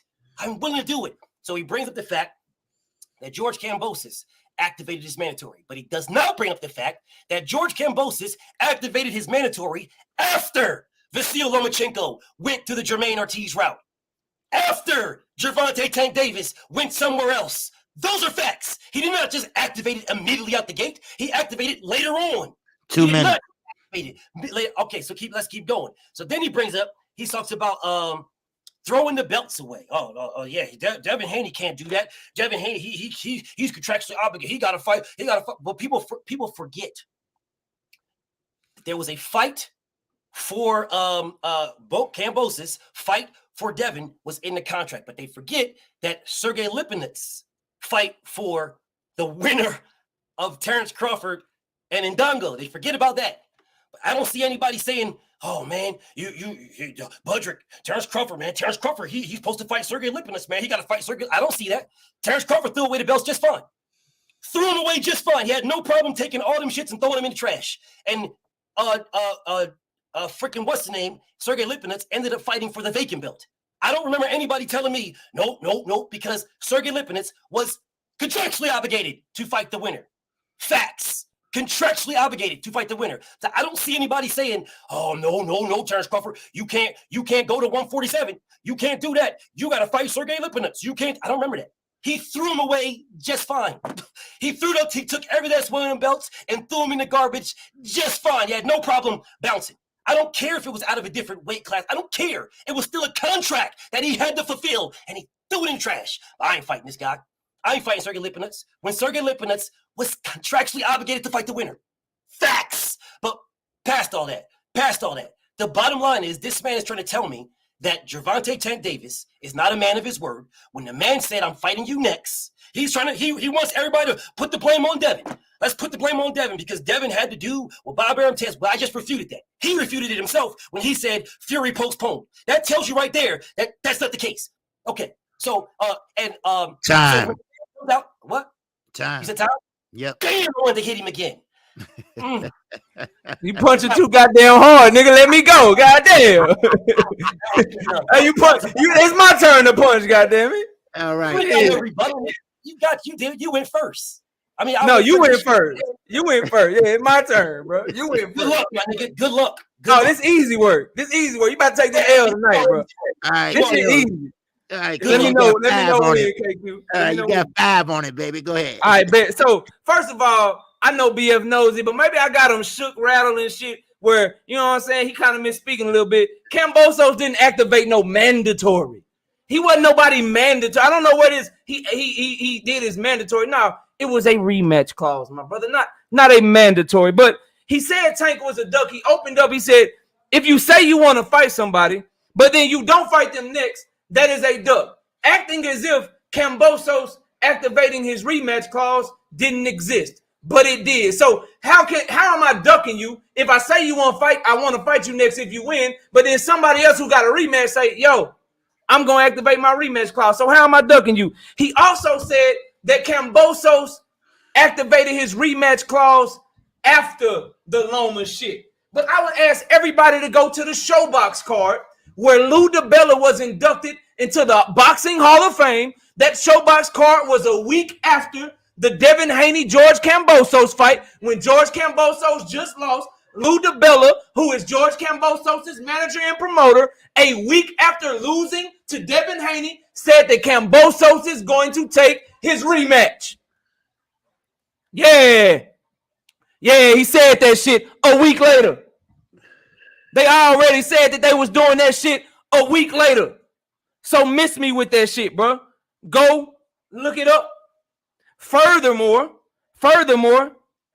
Devin said, y'all keep, this is what gets me, bro, and this is why I'm glad we doing this. What I think Devin Haney fans get caught up in is Devin Haney said he was willing to breach his contract. He said he was willing to do this. He said he was going to drop belts. But what did he actually do? What did he actually do? He didn't drop them hoes. He didn't breach shit. Then he said, Bob Arum said that Deontay Wilder contract expired. So that right there shows you that it could be done, that Devin could have done that.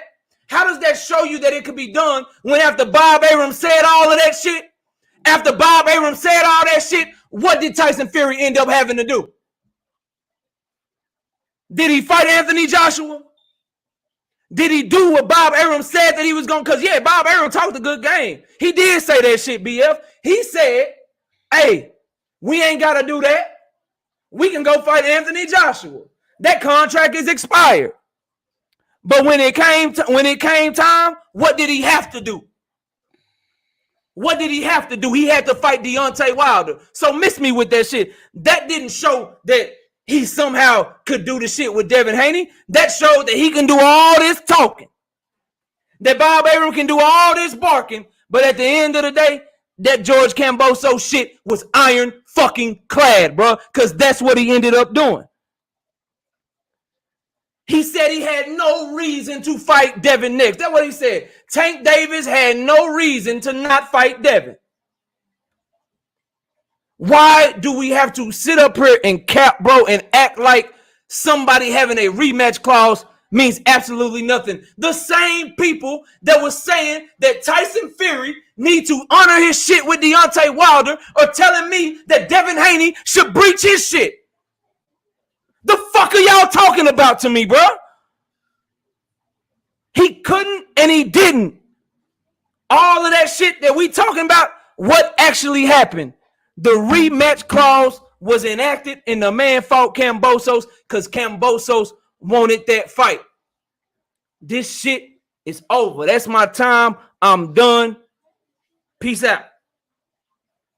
All right. That was a good round, baby. Yes, it was. It was on fire, baby. What'd you think, Doug, right side? He fought Wilder, just in case you're curious. That's what he did. What'd you think, Doug, right side? Doug, right side. You there? All right, Keon, what you think, baby? Man, that round right there was fire. That was the hardest round for me. Like that, I ain't gonna lie. This was the hardest round for me to judge. The other ones wasn't that hard, but this one was hard because they both came with it. I mean, BFTV, he came out the gate when he said, he said that the third fight with Top Rank was an option, but I really didn't use that because I don't know. It was an option for Devin Haney. I didn't really use that because I don't know if that's true or not. I have to do my fact checking. I don't know. Never heard that. But he came out the gate. He talked about how Tank Davis brought up that he would fight Devin Haney. You know what I'm saying? If Devin Haney won his next fight, Tank Davis was like, hey, I'm going to fight you next. That's who I'm going to fight. But then when Devin Haney won his next fight and then called out Gervonta Tank Davis on the words that he was, talking, Tank Davis went silent. Tank, you know what I'm saying? He called Tank Davis's bluff, and Tank Davis didn't say anything. You didn't hear nothing else about Tank Davis fight Devin Haney. BFTV also said that George Kambosos was obligated to fight for the belts, that he wasn't obligated to fight for Devin Haney. And as far as I know, he was obligated to fight for the belts. As far as I know, and BF pointed out like, hey, he could have, they could have fought at 135 just as long as Devin was willing to relinquish his titles, or they could have fought at 140, right? Devin, they was making it loud and clear that they was willing to do that. But BFTV, he made it a point to show everybody, hey, you know what I'm saying? Tank Davis, he got quiet. He never came out and called Devin Haney's bluff. You know what I'm saying? So Devin Haney went on to fight George Kambosos because Tank Davis never responded. So I was feeling that. He also said how Tank Davis said that he wasn't signed to anybody, that he was a free agent. And he made the point, well, if you wasn't signed to anybody, you're a free agent. Why did you get silent on fighting Devin Haney? So, you know, BF came with it, you know what I'm saying? And then, let me see, Knockout, he came out the gate, and he just talked about basically how Kambosos activated his rematch clause so Devin Haney wasn't available, like they was trying to make him available. He also talked about how he also fact-checked BFTV when BFTV said that Devin Haney's third fight was an option with Top Rank, that he didn't have to take the third fight. And I mean, I was feeling that because, like I said, I don't know. I never heard that before. This is the first time I heard that. And BF didn't really come back, you know, and backed it up with no info. And then Knockout, he came and he said that how George was obligated to fight Devin Haney, not just for the belts, that he was obligated just to fight Devin Haney. You know, I like that, but hey, I don't know if that's true or not. You know what I'm saying? Well, I don't know if that's true. That's kind of some hearsay shit. You know, because from what I thought is that if Devin Haney dropped the belts, they couldn't force Devin Haney to fight George Kambosos. So, but you know, that was that. So that round, that part of the round, I thought that BFTV knocked it out the ballpark. Like I thought that BFTV won that part of the round clearly, right?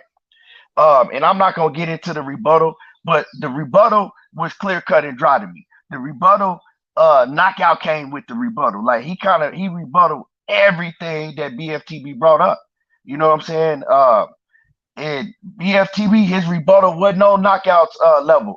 But this round, I got to get to BFTV because I thought that BFTV killed it. And you know what I'm saying, the first part of the round. He lost the rebuttal, but he won the first part of the round so far to me that, you know what I'm saying, I got to give it to him with that one.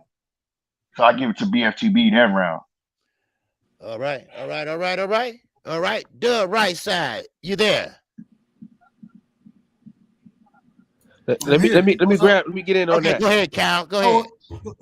Hey, I gotta disagree with my boy, man. My boy Key. I gotta disagree on this one because there's something that Knockout said that you can't overlook.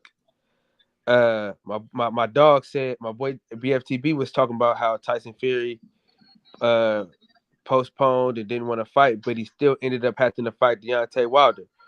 So the same thing holds true. Although Devin Haney said he wanted to fight Tank and all this good stuff, at the end of the day, that contract still remains, that the rematch clause was set, and Devin Haney ended up having to fight George Kambosos. And basically, why that happened was because of the Tyson Fury whole fiasco. So Bob Arum already knew he couldn't get out of it, so he already just made it happen. So I got to get that one a knockout, man. I got to give that round a knockout. All right. The right side. Go ahead. Shoot you, man. Shoot you. Tell me about it. So it come down to me, I see. I ain't mad at it. Man, I thought this was a hell of a round. I thought it was a tough round to really score. Both individuals made. I got so many notes. I don't want to go through all of them. The key points that were brought out to me. It seemed like Knockout. He wanted to kind of show how the Tyson Fury Deontay Wilder fight, how that contract or how it played into the same thing that's going on with Devin.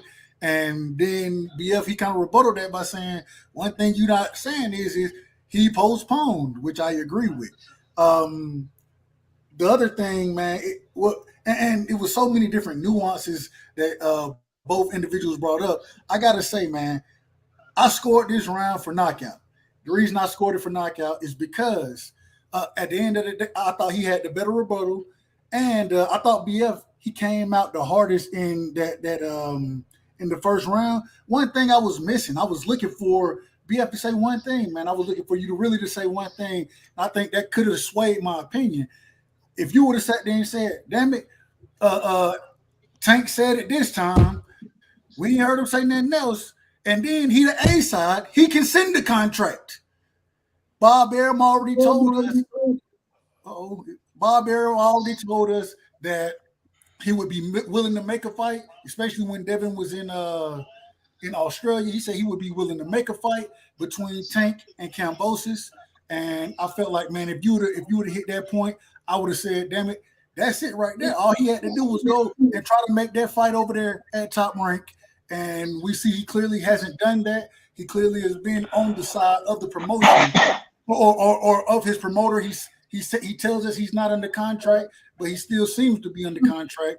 I felt like if you would have brought that point, you would have edged around. I edged it to KO, but I thought it was a hell of a round. 51-49 for me. I gave it to KO. Good shit, but I did say that. But good shit, KO. I did say what you said. Man, shit, you too. Hey, and I'm letting y'all know right now, we doing the next one on BF channel. We're gonna give it a few months. We'll catch some more bodies, each of us, and then I gotta go over and holler at the graveyard, bro. Cause he graced us with his presence, bro. And that shit, man, this shit was lit, bro. Like you had me on my motherfucking toes. Like I'm over here sweating and everything, dog. I'm over here just, you know what I'm saying, just. Bro, that shit was fun, bro. That shit was fun, man. But let me on. I don't know why Kyle didn't hear me say what he said I didn't say, and my nigga Dub didn't hear me say what I said I didn't say. No, I didn't say you didn't say nothing. No, I never. No, that was just me. That was me. Yeah, I didn't hear you say that. I didn't hear you bring that point up. No, I was talking about the contract. I was talking about. I think y'all did phenomenal. I think y'all did phenomenal. I mean, I think y'all did great, bro. Like real shit. I think y'all did great. And I loved that. I loved the battle. I loved how neither one of us knew what was going on. Right? Neither one of us at all, bro. At all. That's what I love. That's what I do. So I love that. I absolutely loved it. We can agree to disagree, but salute to my brother KO. You know what I'm saying? Much love and respect to my brother KO, bro. We can agree to disagree. I got no beef, and I'm appreciative. BF is always here whenever you need me. Bro, listen, bro. Like, for everybody in the chat, man, we appreciate y'all. I'm going to go around and get everybody last word, but y'all please do me a favor, bro. Everybody in here, we still got 400 people in the building. Go subscribe to everybody's channel that's up here. Show them some love. And if y'all ain't subscribed to these brothers, I don't know what y'all doing with y'all life, bro. And Woke, I didn't get the Tyson Fury shit from the chat. BF bought it up in his third round, bro. He bought that shit up, bro. I didn't get nothing from the chat, dog. He bought that shit. He bought Tyson Fury up in his third round, bro. That's where I got that shit from, dog. So no, your third round. You bought him up in the second and the third round, bro. Yes. But long story short, everybody in the chat, man, this has been fun. Y'all keep supporting us. We're gonna keep trying to grow this thing. We got fire ass debates coming. Let me go. I know BF don't really like to plug his shit, so I'll let him go first. BF, let everybody know what we got going on. And thank you again. Man. Blessings, gang. Blessings. Everybody knows where I'm at, man. Everybody knows what it is. I appreciate my brother Key. Much love and respect to you. I appreciate my brother Kyle. Appreciate Dub. Great battle with my brother KO, man. Love you to death, man. Love my Uncle KQCC. Love y'all to death, man. Y'all know what it is, man. I appreciate everything that everybody does. And whenever you need me again, I'm here, bro. I'm here. Hey, bro, look, I'm coming over to the graveyard next time.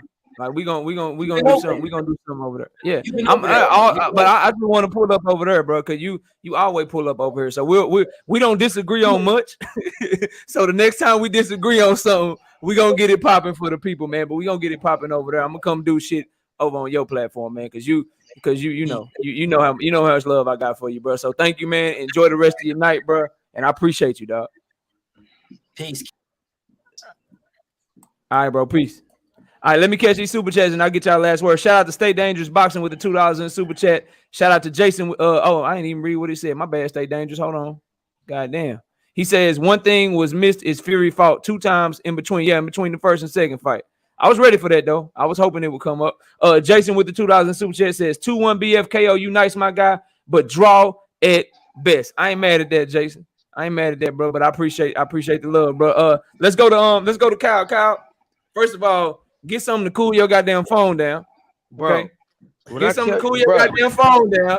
You had KQKC over trying to pull double duty for your ass, man. Hey, listen, but go man, ahead and give that word. Let everybody know what you got going. I gotta apologize first and foremost, bro. That was strange. I gotta apologize first and foremost, man. Listen, dude, my phone was. I don't know if it was StreamYard or my phone, but I could not. I couldn't get in. It just kept circling. I'm like, what the hell's going on, man? So my phone was fucking up, man. I'm not at home. I wasn't at home, so my shit was fucking up, and my bad, man. My bad, bro. My bad, man. My shit was fucking up, man. I apologize to the chat. I apologize to my boy KO. Everybody on the panel, man. I apologize, man, that my phone was fucking up. OG, man, my bad, man. This shit was fucking up. Because every time I was finna say something, the shit was just it wouldn't let me go. Yeah, I think that was StreamYard. Yeah. Yeah, it's all good, bro. But look, Kyle, man, I appreciate you, bro. You know you always welcome, bro. I'm setting something up for you for the 9th. Go ahead and let everybody know what's up, man. We got while I got them both here, we got Right Side and Kyle from the boxing section. They gonna go at it, bro. They going at it November the 9th, man. Can we do the 10th? Hold on, real quick. KO, can we do the 10th? Can we do the 10th instead of the 9th, bro? Yeah, Kyle, you good with the 10th? That's a Thursday. See, he ducking me. See, he ducking already. See, he ducking me. Listen, see. See, that's what I'm saying. How you gonna duck somebody who can't eat? We wanted to judge. How you gonna duck somebody who can't man, can you do it? I gotta get the key, man. Key got a whole family. He got, man. Can you do it on the 10th, Kyle? Yeah, I got it. All right, bet. So 8:30 p.m. Central Time. We got Kyle from the boxing session versus Doug Right Side selling their grudge match. They going at it over Keyshawn Davis and Abdullah Mason. So two of the hottest prospects at 135. They gonna get that shit popping, bro. Yeah, we're gonna get that shit popping. Y'all go check them out. Bro. You light work. But Kyle, go ahead and get your last word so I can get the key, bro. All right, for sure. Listen, man. You can follow me at the boxing section, man. Next week on Thursday, we're gonna give Right Side an extra day to get his shit together. But find us here. And me and my boy gonna go at it, man. Salute to my boy Knockout. Appreciate you, it's the week after next. Don't worry, y'all. Just get on my community page. I have all the damn schedules. Oh, he got an extra 2 weeks in a day. Damn. All right. So he good. But Kyle, bro, take it easy, man. I appreciate you as always, bro. All right, big dog. All right, man. Peace.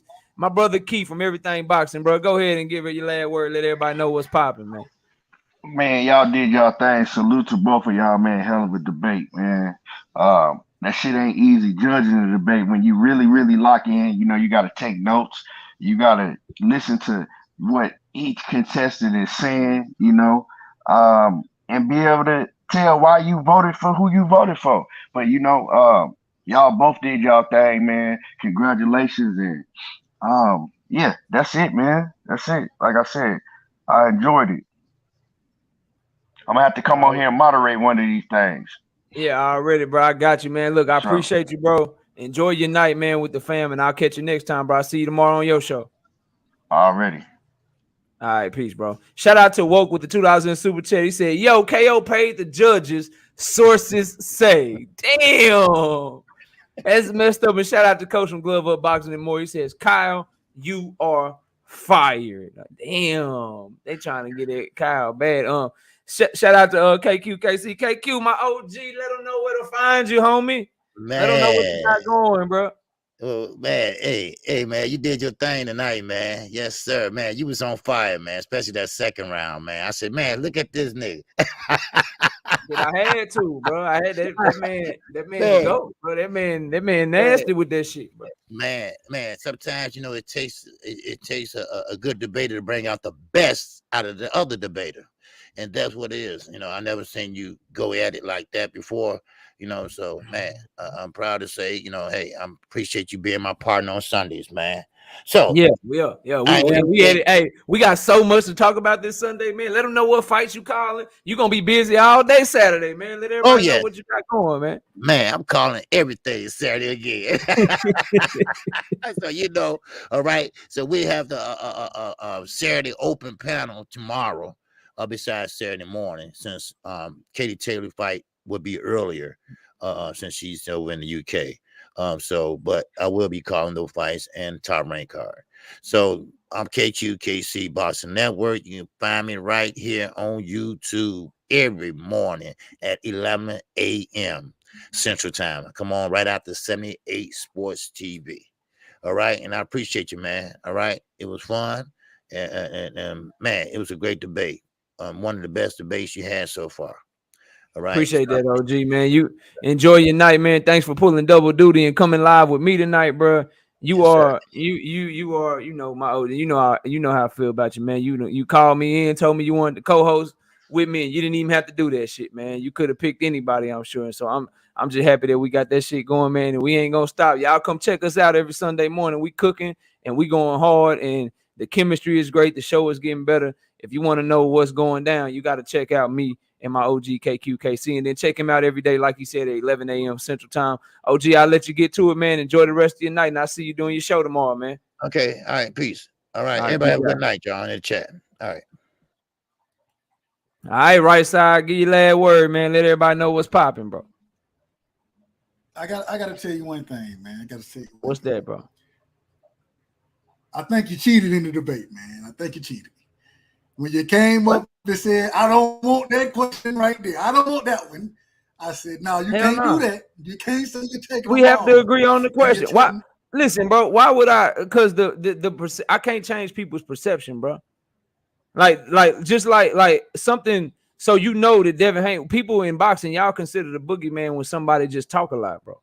When they call out a lot of people and they talk a lot and they can't get fights, y'all don't consider the business. Y'all don't consider shit like, you know what I'm saying? Shit like, can fights be made? Were they really available? People don't consider that shit. And when I say y'all, I'm talking about a lot of boxing fans. So why would I set myself up with a losing question? Like, and I wouldn't do that to him, because you know what else was on there? It was a question, who is the biggest star? If I tried to choose that shit, everybody be looking at me sideways, bro. So, like, it's some questions that's not debatable, bro.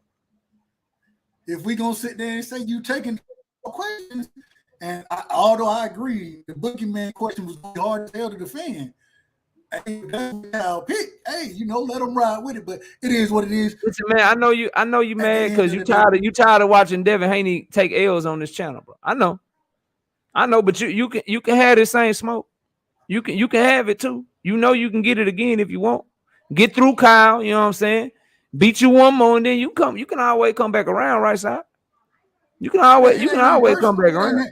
It ain't nothing personal. He got everything to do how the format went, but it is what it is, bro. It is what it is. I thought you did a hell of a job, and man, salute to you, salute to BF, man. I thought he did a hell of a job as well, and man, salute to everybody who was in the chat, and man, y'all know what it is, man. The right side, we going live Monday and Tuesday. We'll have 2 new interviews. I believe we're working on some things right now. It's looking. I ain't gonna call no names, but we looking at some things. But yeah, man, we'll definitely be live, and we'll have 2 interviews on Monday and Tuesday, man. So y'all make sure y'all tap in, and it's always a good time over there. Okay, yo, definitely. Who you interviewing? Who you interviewing, bro? What is looking like? Well, I ain't got nothing locked up solidly. You know what I'm saying? I ain't got nothing locked up solidly. Okay.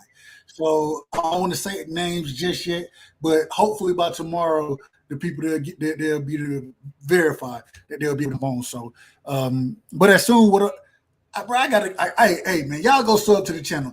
I need to get my community post going so y'all know when the interviews are coming. I'm gonna start putting this shit out a little earlier. They're trying to interview me. Omega said you don't interview his dad, bro. He gonna get you banned and shit. He'll get your shit taken down, bro. That man crazy, bro. He ain't got no filter and shit. If he say something crazy off the wall and shit and he wrong, he won't debate you on it. I'll question his ass and he'll be like, you don't own me, KO. I don't answer to you. Like, bro, come on, dog. Come on, bro. Nah, man. But yeah, man. Hey, but hell of a show, man. And man, shout out to everybody in the chat. Shout out to all the participants tonight. The OG, he did his thing. So, man, hey, much love to y'all, man. Much love. Much love to you too, bro. We'll catch you on like Monday. Always, Tuesday, wait a minute. Like always, we got. Oh yeah, you gotta say it. She in here. She in here. She right there. Shout she just made a comment. You better tell her. Shout out to She's gonna be like, no debates until after Christmas because Dub didn't speak to me. So you better speak. You better speak. Man, shout out to this Knockout Boxing. Always giving us the opportunity to utilize your time, bro. Much love, much love. So y'all take it easy, man. You too, bro. I'll holler at you, man. Shout out to Zenith 360 in that super chat. He said, you both did great. 100% facts. You backed up your talk. Congratulations. And I'm going to check out. You ain't seen Abdullah Mason, bro? Dog, you doing yourself a disservice. You doing your, bro. Type him in. If you ain't got shit to do, Zenith, type him in YouTube tonight, bro. His fights are up. He only got 4 of them. They don't last long because he knocked everybody out. Bro, he got the dimensions of Terrence Crawford. He got the hand speed and the power, switching levels, distance control, 4-time national amateur champion, bro. Abdullah Mason, nasty, Zenith. Go check him out. And shout out to my brother, my brother BFTB showing big love, bro, as if he ain't showed enough love already, bro, with the $50 in the super chat. Salute to my brother KO. You were amazing, bro. You was too, dog. Listen. If somebody, like, you ain't gonna hear me argue with nobody that tell me that I lost, bro. Like, everybody else, like, no disrespect to them, I felt like I bodied them, bro. Everybody else, easy work to me, bro. Like, I felt like I bodied everybody. I can honestly say that if somebody said, man, I had BF 2-1, I won't call them a hater. I won't say that they don't know what the hell they talking about, bro. We talking about razor thin, close ass, like, difficult fucking debate, bro. That shit was so fucking lit, bro. I'm sweating, bro. I'm sweating. I'm working hard over here. I took a shower before the live. I'm gonna have to take another one after, bro. Like, that's how, like, bro, you like your shit was fire too, bro. Your shit was straight up and down fire, bro. Straight up and down. We doing that shit again, man. But shout out to my brother BF showing that big love in the super chat. JD coming through, bro. JD, what up, bro? Shout out to JD in the super chat with the $50. Says, great debate, fellas. Yeah, bro. Great debate. The shit was fire, man. But I got to wrap it. I got to get ready to go, bro. Shout out to everybody, man. Neek J, Woke, A17, my beautiful wife, Miss Knockout, Shawala, Bumpy Thompson, Omega Red, Warriors Boxing, let me see, Rick Timms, Paul Carrot, KQKC, Everything Boxing, Dub Right Side, Kyle from the boxing section. Who else we had up here? Teach, man, and a big, huge, major shout out to my brother BFTB Boxing for coming through and putting on a hell of a fire performance. I challenge anyone, anywhere, bro. I challenge any of you to show me a better debate on YouTube when it comes to this boxing talk shit. Show me a better debate where you got two people that were going at it, that had hellified knowledge, that didn't slip up, that was entertaining, that was passionate. Show me a better boxing debate on YouTube that you have ever seen, bro. I put the debate, and I ain't just saying it because it's my shit, bro. I put the debate that we just had up against any debate that you've ever seen boxing on YouTube, bro. Any one of them. The shit was fire, bro. So hit that like button, subscribe to the channel, go subscribe to all my brothers. If y'all want to keep getting content like this, you have to subscribe to people that are up here participating. You have to show them love, check out their content. But yeah, man, please do that, bro. And shout out to Omega Red. He says, enjoy the show. $5 in the super chat. And my brother Omega says, now I'm going to Money Brown TV for that ass whooping he giving Bud. Yeah, Money probably over there cooking him. Y'all go check out Money doing his thing right now. I appreciate y'all. See y'all next week, man. Y'all check out all these brothers, man. We got videos dropping daily to the channel. And that's all I got, bro. I appreciate y'all, man. Thank you so much. And watch boxing this weekend because it helped the sport grow. We out of here. Peace out, y'all.